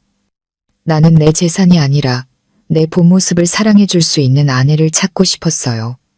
수많은 여자를 만났지만 그들은 모두 강지훈 회장이라는 이름만 봤어요. 오직 당신만이 내가 고물 줍는 사람이었을 때 내 곁에 와주었어요. 내가 아무것도 없었을 때 당신은 내게 따뜻한 물 한 병을 주었고 내가 가진 것이 허름한 새빵 하나뿐이었을 때 내 아내가 되어주겠다고 했어요. 당신은 고물상 강지훈을 사랑하고 보살펴 주었어요. 알겠어요. 당신의 그 진심과 친절함이 내 마음을 사로잡은 거예요. 눈물이 다시 흘러내렸습니다. 하지만 이번에는 벅찬 행복의 눈물이었습니다. 제 안의 모든 억울함과 서러움이 눈 녹듯 사라졌습니다. 그는 제 뺨의 눈물을 부드럽게 닦아주었습니다. 그리고는 제 손을 잡고 펜트하우스를 한 바퀴 돌며 방 하나하나 구석구석을 보여주었습니다. 마지막으로 그는 아름다운 공중 정원이 있는 발코니에서 멈춰 섰습니다. 그는 두 팔을 벌려 도시 전체를 품에 안는 듯한 자세를 취하고는 저를 돌아보며 기쁨에 찬 눈으로 말했습니다. 우리 집에 온 걸 환영해요. 서연 씨. 오늘부터 여기가 당신 집이에요. 우리 집에 온 걸 환영해요. 서연 씨. 지훈 씨의 말이 꿈처럼 달콤하고 따뜻하게 제 마음속에 울려 퍼졌습니다. 저는 펜트하우스 발코니에 서서 그의 손을 잡고 반짝이는 도시의 야경을 내려다보았습니다. 태어나서 처음으로 이렇게 평온하고 안전하다고 느꼈습니다. 모든 짐과 걱정이 사라진 것 같았습니다. 하지만 그때 낡은 단층 집과 부모님의 고단한 얼굴이 떠오르며 저를 현실로 되돌려 놓았습니다. 지훈 씨, 제가 걱정스러운 목소리로 그를 돌아보았습니다. 하지만 우리 부모님은 오늘 오후에 집을 팔기로 계약했어요. 어떻게든 해야 해요. 지훈 씨가 자신감 넘치는 미소를 지었습니다. 그는 값비싼 시계를 보며 말했습니다. 아직 시간은 충분해요. 가장 재미있는 연극은 마지막 순간에 시작되는 법이죠. 그는 제게 윙크를 하고는 휴대폰을 꺼내 번호를 눌렀습니다. 여보세요, 김 부장. 이제 시작하게. 계획대로만 진행하면 돼. 저는 그가 무슨 말을 하는지 그의 계획이 무엇인지 알 수 없었습니다. 그는 그저 제 손을 잡고 신비로운 미소와 함께 말했습니다. 갑시다, 우리 집으로. 한편 우리 가족의 작은 집에서는 지옥보다 더 숨막히고 긴장된 분위기가 감돌고 있었습니다. 부모님은 낡은 소파에 웅크리고 앉아 핏기 하나 없는 얼굴로 사색이 되어 있었습니다. 민준이는 문신을 한 거구에 남자 둘에게 양쪽에서 붙잡혀 퉁퉁 부은 얼굴에는 극도의 공포만이 서려 있었습니다. 집 한가운데에는 조직의 두목으로 보이는 얼굴에 긴 흉터가 있는 남자가 다리를 꼬고 앉아 집 매매 계약서를 흔들고 있었습니다. 그의 옆에는 검은 선글라스를 쓴 뚱뚱한 남자가 앉아 있었는데 그는 집을 사러 온 사람이었지만 사실 그들과 한패였습니다. 그들은 서로 짜고 헐값에 우리 집을 사들이려 하고 있었습니다. 어때, 늙은이들, 생각 다 했나? 흉터 있는 남자가 경멸적인 목소리로 말했습니다. 여기에 사인하면 당신 아들은 무사할 거고 사인 안 하면 글쎄 그 손으로 다시 밥을 먹을 수 있을지는 장담 못하지. 그는 부하에게 눈짓을 했고 그 부하는 주머니에서 번쩍이는 칼을 꺼내 민준이의 손에 가져다 댔습니다. 아, 하지 마세요. 제발요. 민준이가 비명을 질렀습니다. 눈물 콧물을 쏟아내며 애원했죠. 아빠, 엄마, 살려주세요. 어머니는 그 광경을 보고 심장이 찢어지는 듯 했습니다. 제발, 제발, 우리 아들 좀 살려주세요. 사인할게요. 지금 바로 할게요. 평생을 강직하게 살아오신 아버지도 그들의 잔인함 앞에 결국 고개를 숙여야 했습니다. 아버지는 떨리는 손으로 펜을 잡고 그 지독한 계약서, 가문의 명예와 유산을 파는 계약서에 서명하려 했습니다. 하지만 바로 그 운명의 순간 아버지의 펜촉이 종이에 닿으려 할 때 천지를 뒤흔드는 쾅 하는 소리가 울려 퍼졌습니다. 낡은 나무 현관문이 누군가에게 걷어차여 경첩이 부서지며 날아갔습니다. 집안의 모든 사람들이 놀라 문 쪽을 돌아보았습니다. 흉터 있는 남자와 그의 부하들은 벌떡 일어나 싸울 태세를 취했습니다. 아버지와 어머니 그리고 민준이는 무슨 일이 일어났는지 몰라 망연자실해 있었습니다. 그리고 문 밖에서 키가 크고 품이 있는 한 남자가 걸어 들어왔습니다. 석양빛이 그를 비추며 마치 후광처럼 그의 주위를 감쌌습니다. 그는 바로 지훈 씨였습니다. 하지만 낡고 더러운 작업복 차림이 아니라 완벽하게 재단된 고급 정장을 입은 모습이었습니다. 머리는 단정하게 넘겨져 있었고 그의 얼굴은 얼음장처럼 차가웠으며 날카로운 눈빛으로 방안을 훑었습니다. 그의 뒤로는 전문 경호원처럼 보이는 건장한 남자 4명과 서류 가방을 든 변호사로 보이는 중년 남성이 따르고 있었습니다. 그의 등장은 방 안의 공기를 순식간에 얼어붙게 만들었습니다. 기세등등하던 흉터 있는 남자와 그의 부하들도 지훈 씨의 압도적인 기세에 주눅이 들었습니다. 부모님과 민준이는 입을 떡 벌린 채 자신들의 눈을 믿을 수 없다는 듯 그를 쳐다보았습니다. 그들이 항상 고물 줍는 놈이라며 경멸했던 그 남자가 어떻게 이런 모습으로 나타날 수 있단 말인가. 넌 뭐야? 감히 여기 와서 회방을 놔. 흉터 있는 남자가 애써 평정을 되찾으며 으르렁거렸습니다. 지훈 씨는 그에게 대꾸할 가치도 없다는 듯 경호원 2명에게 눈짓을 했습니다. 순식간에 그들은 번개처럼 움직여 부하의 칼을 빼앗고 민준이를 붙잡고 있던 2 남자를 제압했습니다. 풀려난 민준이는 황급히 부모님 뒤로 숨었습니다. 내 부하들 놔줘. 흉터 있는 남자가 소리치며 달려들려 했지만 지훈 씨는 손 하나를 들어 그를 제지했습니다. 그는 태연하게 그 남자 앞으로 걸어가 얼음처럼 차가운 눈으로 그를 쏘아보았습니다. 네가 이 동네에서 사채업이랑 불법 도박장을 운영하는 흉터 박웅철 맞지? 지훈 씨가 나지막이 말했지만 그의 한마디는 박웅철의 얼굴을 하얗게 질리게 만들었습니다. 네가 하는 짓을 아무도 모를 거라고 생각했나? 내 조직의 모든 활동, 도박꾼들을 유인하는 것부터 부동산 업자랑 짜고 집을 헐값에 넘기게 협박하는 것까지 전부 경찰 기록에 남아있어. 내 발로 경찰서에 가서 자수할래? 아니면 내 사람들이 모시고 갈까? 박웅철은 충격에 휩싸였습니다. 자신의 신분과 비밀스러운 범죄 행각을 이 남자가 어떻게 손바닥 보듯 꿰뚫고 있는지 믿을 수 없었습니다. 그는 지훈 씨의 깊고 강력한 눈을 보며 이 남자가 농담하는 것이 아니라는 것을 깨달았습니다. 공포가 그를 덮쳤습니다. 지훈 씨는 그에게 생각할 시간을 주지 않고 변호사를 향해 말했습니다. 최 변호사님, 시작하시죠. 변호사가 앞으로 나와 서류 가방을 열고 2개의 서류 뭉치를 테이블 위에 올려놓았습니다. 박웅철 씨, 이것은 당신의 불법 사채, 협박, 재산, 강탈 행위에 대한 모든 증거입니다. 그리고 이쪽 분, 그는 벌벌 떨고 있는 집 매수자를 가리켰습니다. 이것은 당신의 사기 및 담합 행위에 대한 증거고요.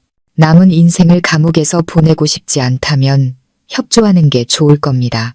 그때 저도 문 밖에서 안으로 들어섰습니다. 저는 처음부터 모든 것을 지켜보고 있었습니다. 제 남편이 연출하니 완벽하고 통쾌한 드라마를요. 부모님과 동생은 저를 보고 다시 지훈 씨를 보았습니다. 그들의 눈에는 극도의 혼란이 서려 있었습니다. 그들이 알던 고물 줍는 놈과 눈앞에 강력한 구원자를 도저히 연결시키지 못하는 듯 했습니다. 지훈 씨가 민준이를 똑바로 쳐다보았습니다. 그의 눈에는 더 이상 냉정함 대신 실망감이 가득했습니다. 얼마를 빚졌지? 그가 물었습니다. 네, 20억 원입니다. 민준이가 더듬거리며 대답했습니다. 지훈 씨가 비서에게 신호를 보내자 그는 들고 온 가방을 열었습니다. 안에는 빳빳한 새 돈다발이 가득했습니다. 이게 20억이다. 이걸로 빚 다 갚아. 지훈 씨가 민준이에게 말하고는 박웅철을 돌아보았습니다. 돈은 갚았지만 우리 사이의 악연은 아직 끝나지 않았다. 지금 당장 여기서 꺼져. 그리고 다시는 우리 가족 앞에 나타나지 마. 그렇지 않으면 내일 이 모든 서류가 경찰서 강력팀장 책상 위에 올라가 있을 거다. 박웅철과 그의 부하들은 얼굴이 하얗게 질린 채 서로를 쳐다보았습니다. 그들은 자신들이 건드려서는 안 될 사람을 건드렸다는 것을 깨달았습니다. 그들은 돈을 챙겨들고 아무 말도 못한 채 꼬리 내린 개처럼 허둥지둥 집을 빠져나갔습니다.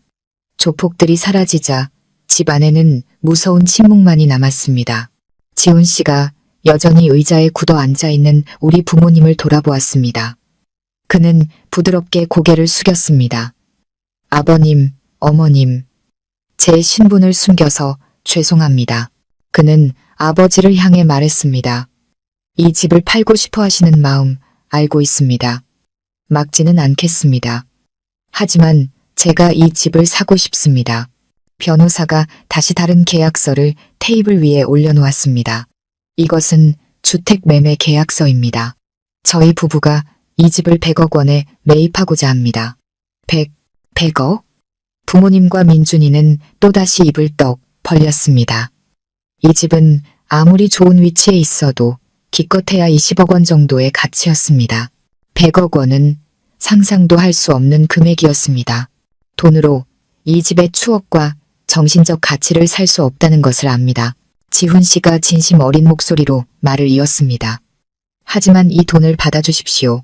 아버님 어머님께서 겪으신 고통에 대한 제 작은 성이라고 생각해 주시고 새로운 삶을 시작하는 자금으로 삼으셨으면 합니다.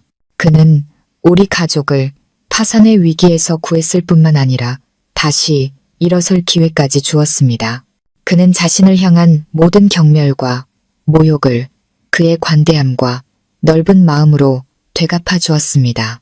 여러분, 지훈 씨가 신처럼 등장한 후 우리 가족은 깊은 침묵에 빠졌습니다. 부모님과 민준이는 그저 멍하니 앉아 있었습니다. 그들은 정장을 입은 지훈 씨와 경호원들 그리고 변호사를 번갈아 쳐다보고는 다시 저를 보았습니다. 그들이 멸시하며 고물 줍는 놈이라고 불렀던 사위가 사실은 돈과 권력으로 온 가족을 구원한 은인이라는 사실을 아직 받아들이지 못하는 듯했습니다. 이 사실은 그들의 오만함과 속물근성 그리고 뿌리 깊은 편견을 송두리째 무너뜨리는 거대한 충격이었습니다. 침묵을 깬 것은 울음소리였습니다. 원망이나 분노의 울음이 아닌 후회의 눈물이었습니다. 평생을 강하고 억척스럽게 살아오신 어머니가 이제는 테이블에 얼굴을 묻고 아이처럼 흐느껴 울고 있었습니다. 세상에, 우리가 무슨 짓을 한 거지? 눈뜬 장님이었어. 서연아, 엄마가 잘못했다. 엄마가 정말 미안하다. 어머니는 눈물로 범벅이 된 얼굴로 저를 쳐다보았습니다. 그 눈에는 더 이상 비난 대신 깊은 부끄러움과 후회만이 가득했습니다.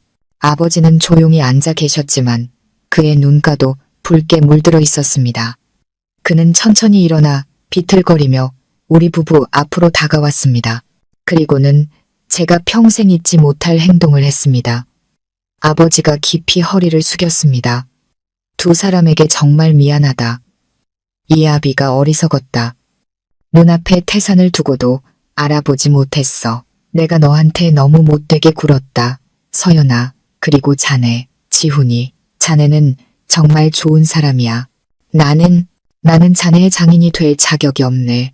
모든 죄의 원흉인 민준이도 바닥에 무릎을 꿇었습니다. 그는 차마 우리를 쳐다보지도 못하고 고개를 숙인 채 갈라진 목소리로 말했습니다. 형님, 누나, 제가 잘못했어요. 저는 정말 쓰레기 같은 놈이에요. 제가 가족을, 누나를 망쳤어요. 제발 용서해 주세요. 한때 저를 가장 잔인하게 대했던 가족들이 이제는 울며 용서를 구하는 모습을 보니 제 마음은 복잡한 감정들로 뒤엉켰습니다. 통쾌하면서도 한편으로는 가슴이 아팠습니다. 그들은 분명 잘못했지만 동시에 제 피부치이기도 했습니다. 저는 도움을 구하는 눈으로 지훈 씨를 쳐다보았습니다. 그가 다가와 아버지를 부축해 의자에 앉혔습니다. 그는 세 사람을 바라보았습니다. 그의 눈에는 경멸도 승리감도 없었습니다. 오직 이상할 정도로 평온한 시선만이 존재할 뿐이었습니다. 아버님, 어머님, 그리고 민준 씨. 그가 여전히 낮고 정중한 목소리로 입을 열었습니다. 지난 일은 더 이상 언급하고 싶지 않습니다. 제가 여러분을 도운 것은 제 공을 내세우기 위함이 아니라 오직 서연 씨 때문입니다. 서연 씨는 이미 너무 많은 고통을 겪었습니다. 저는 그저 그녀가 평온해지기를 바랄 뿐입니다. 그는 테이블 위에 집 매매 계약서를 집어들고는 모두가 보는 앞에서 조용히 반으로 찢었습니다. 저는 이 집을 사지 않겠습니다. 그가 말했습니다. 이 집은 아버님 어머님의 집이고 조상을 모시는 곳입니다. 제가 그럴 권리는 없습니다. 부모님의 눈에 희미한 희망이 어렸습니다. 아마 그들은 지훈 씨가 모든 것을 용서해 줄 것이라고 생각했을 겁니다. 하지만 지훈 씨는 말을 이었고 그의 다음 말은 그들이 평생 기억해야 할 교훈과 조건을 담고 있었습니다. 하지만 그가 말했습니다. 민준 씨의 빚 20억은 제가 갚았습니다. 그 돈은 돌려받지 않겠습니다. 제가 두 분께 드리는 효도 선물이라고 생각하겠습니다. 그 대신 조건이 하나 있습니다. 이 집에는 아버님, 어머님, 그리고 민준 씨가 계속 살아도 좋습니다. 하지만 이 집의 소유권, 즉 등기부등본은 서연 씨의 이름으로 이전해야 합니다. 변호사가 다시 다른 서류 뭉치를 테이블 위에 올려놓았습니다. 이것은 부동산 증여 계약서입니다. 서명하시면 김서연 씨가 이 집의 유일한 합법적 소유주가 됩니다. 부모님과 민준이는 얼어붙었습니다. 그들은 지훈 씨의 의도를 이해했습니다. 그는 그들을 길거리로 내쫓지 않았습니다. 살 집을 주고 살아갈 돈도 주었습니다. 하지만 그는 그들에게서 주인으로서의 권리를 빼앗았습니다. 그는 그들이 자신의 집에서 세입자의 자격으로 살게 한 것입니다. 매일 그들은 자신이 내쫓았던 딸과 누나의 이름으로 된 집에서 살아야 할 것입니다. 매일 그들은 지금 자신들이 누리는 모든 것, 아들의 목숨부터 머리 누일 집까지 모두가 그들이 가장 경멸했던 사위의 관용 덕분이라는 사실을 기억해야만 할 것입니다. 이것은 돈이나 폭력으로 하는 복수가 아니었습니다. 이것은 훨씬 더 깊고 뼈아픈 정신적인 징벌이었습니다. 그들에게는 다른 선택지가 없었습니다. 그들은 떨리는 손으로 계약서에 서명하며 자신들의 마지막 남은 소유권을 공식적으로 제게 넘겨주었습니다.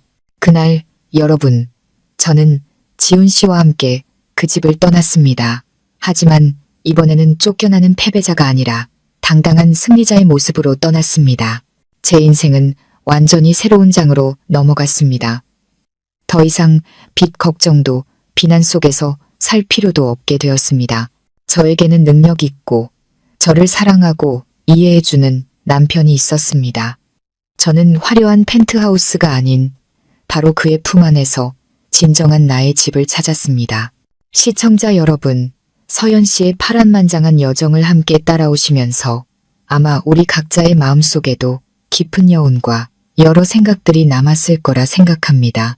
이 이야기는 단순히 행복한 결말로 끝나지 않고 인간의 가치와 우리가 일상에서 어떻게 사람을 대해야 하는지에 대한 깊은 교훈을 던져줍니다. 첫 번째이자 가장 명백한 교훈은 결코 사람을 겉모습만 보고 성급하게 판단해서는 안 된다는 것입니다. 우리 사회는 때로 그 사람이 입은 옷, 하는 일, 가진 지위로 사람을 평가하는데 너무나 익숙해져 있습니다. 고물을 줍는 초라한 모습의 지훈 씨는 서연 씨의 가족뿐만 아니라 아마 다른 많은 사람들에게도 경멸의 시선을 받았을 겁니다. 하지만 그 거친 외면 뒤에는 비범한 지혜와 의지, 그리고 따뜻한 마음이 숨겨져 있었습니다. 이는 한 사람의 진정한 가치는 화려한 껍데기가 아닌 그 안에 숨겨진 인격과 꿈, 그리고 선량함에 있다는 것을 우리에게 일깨워줍니다. 편견이 우리의 눈을 가리기 전에 사람의 본질을 보려는 노력을 해야겠습니다. 두 번째로 제 마음에 와닿았던 것은 침묵하는 선의가 가진 힘입니다. 서연 씨가 가장 절망하고 외로웠던 순간 그녀를 구원한 것은 돈이나 권력이 아니라 낯선 이가 건넨 따뜻한 물 한 병이었습니다. 지훈 씨의 작은 행동은 희망의 불씨를 지폈고 세상에는 아직 사람의 정이 남아있다는 믿음을 주었습니다. 때로는 진심 어린 안부, 한마디, 시기적절한 관심의 표현이 수만 가지 물질적인 선물보다 더 큰 가치를 지닐 수 있습니다. 우리 각자가 계산 없이 작은 친절이라도 베풀 준비가 되어 있다면 삶은 얼마나 더 아름다워질까요? 그리고 마지막으로 서연 씨의 이야기는 내면의 강인함과 지혜로운 용서에 대한 교훈을 줍니다. 그녀는 극심한 배신을 겪었지만 무너지지 않았습니다. 자신의 존엄성을 지키기 위해 일어설 용기, 자신만의 길을 선택할 용기가 있었습니다. 하지만 모든 것을 가졌을 때 그녀와 지훈 씨는 잔인한 복수를 선택하지 않았습니다. 그들은 가족에게 교훈을 주면서도 살아갈 길을 열어주었습니다. 용서는 필요하지만 그것이 다른 사람이 계속해서 나를 짓밟게 내버려 두는 것을 의미하지는 않습니다. 우리는 선을 긋고 자신의 가치를 지키며 잘못한 사람들에게 배신의 대가가 무엇인지 깨닫게 할 줄 아는 지혜가 필요합니다. 서연 씨의 이야기는 막을 내렸지만 그 이야기가 남긴 교훈은 우리 곁에 계속 머물 것입니다. 여러분은 이 여정에 대해 어떻게 생각하시나요? 그리고 어떤 교훈이 가장 마음에 와닿으셨나요? 아래에 여러분의 생각과 소중한 의견을 댓글로 남겨주시오. 우리가 함께 나누고 배울 수 있었으면 좋겠습니다. 그리고 이처럼 깊은 인간적 가치를 담은 이야기를 좋아하신다면 여유로운 노후 채널 구독과 좋아요, 그리고 공유를 통해 더 많은 분들과 의미 있는 메시지를 함께 나누어 주시길 바랍니다. 다음 이야기에서 다시 뵙겠습니다. 감사합니다.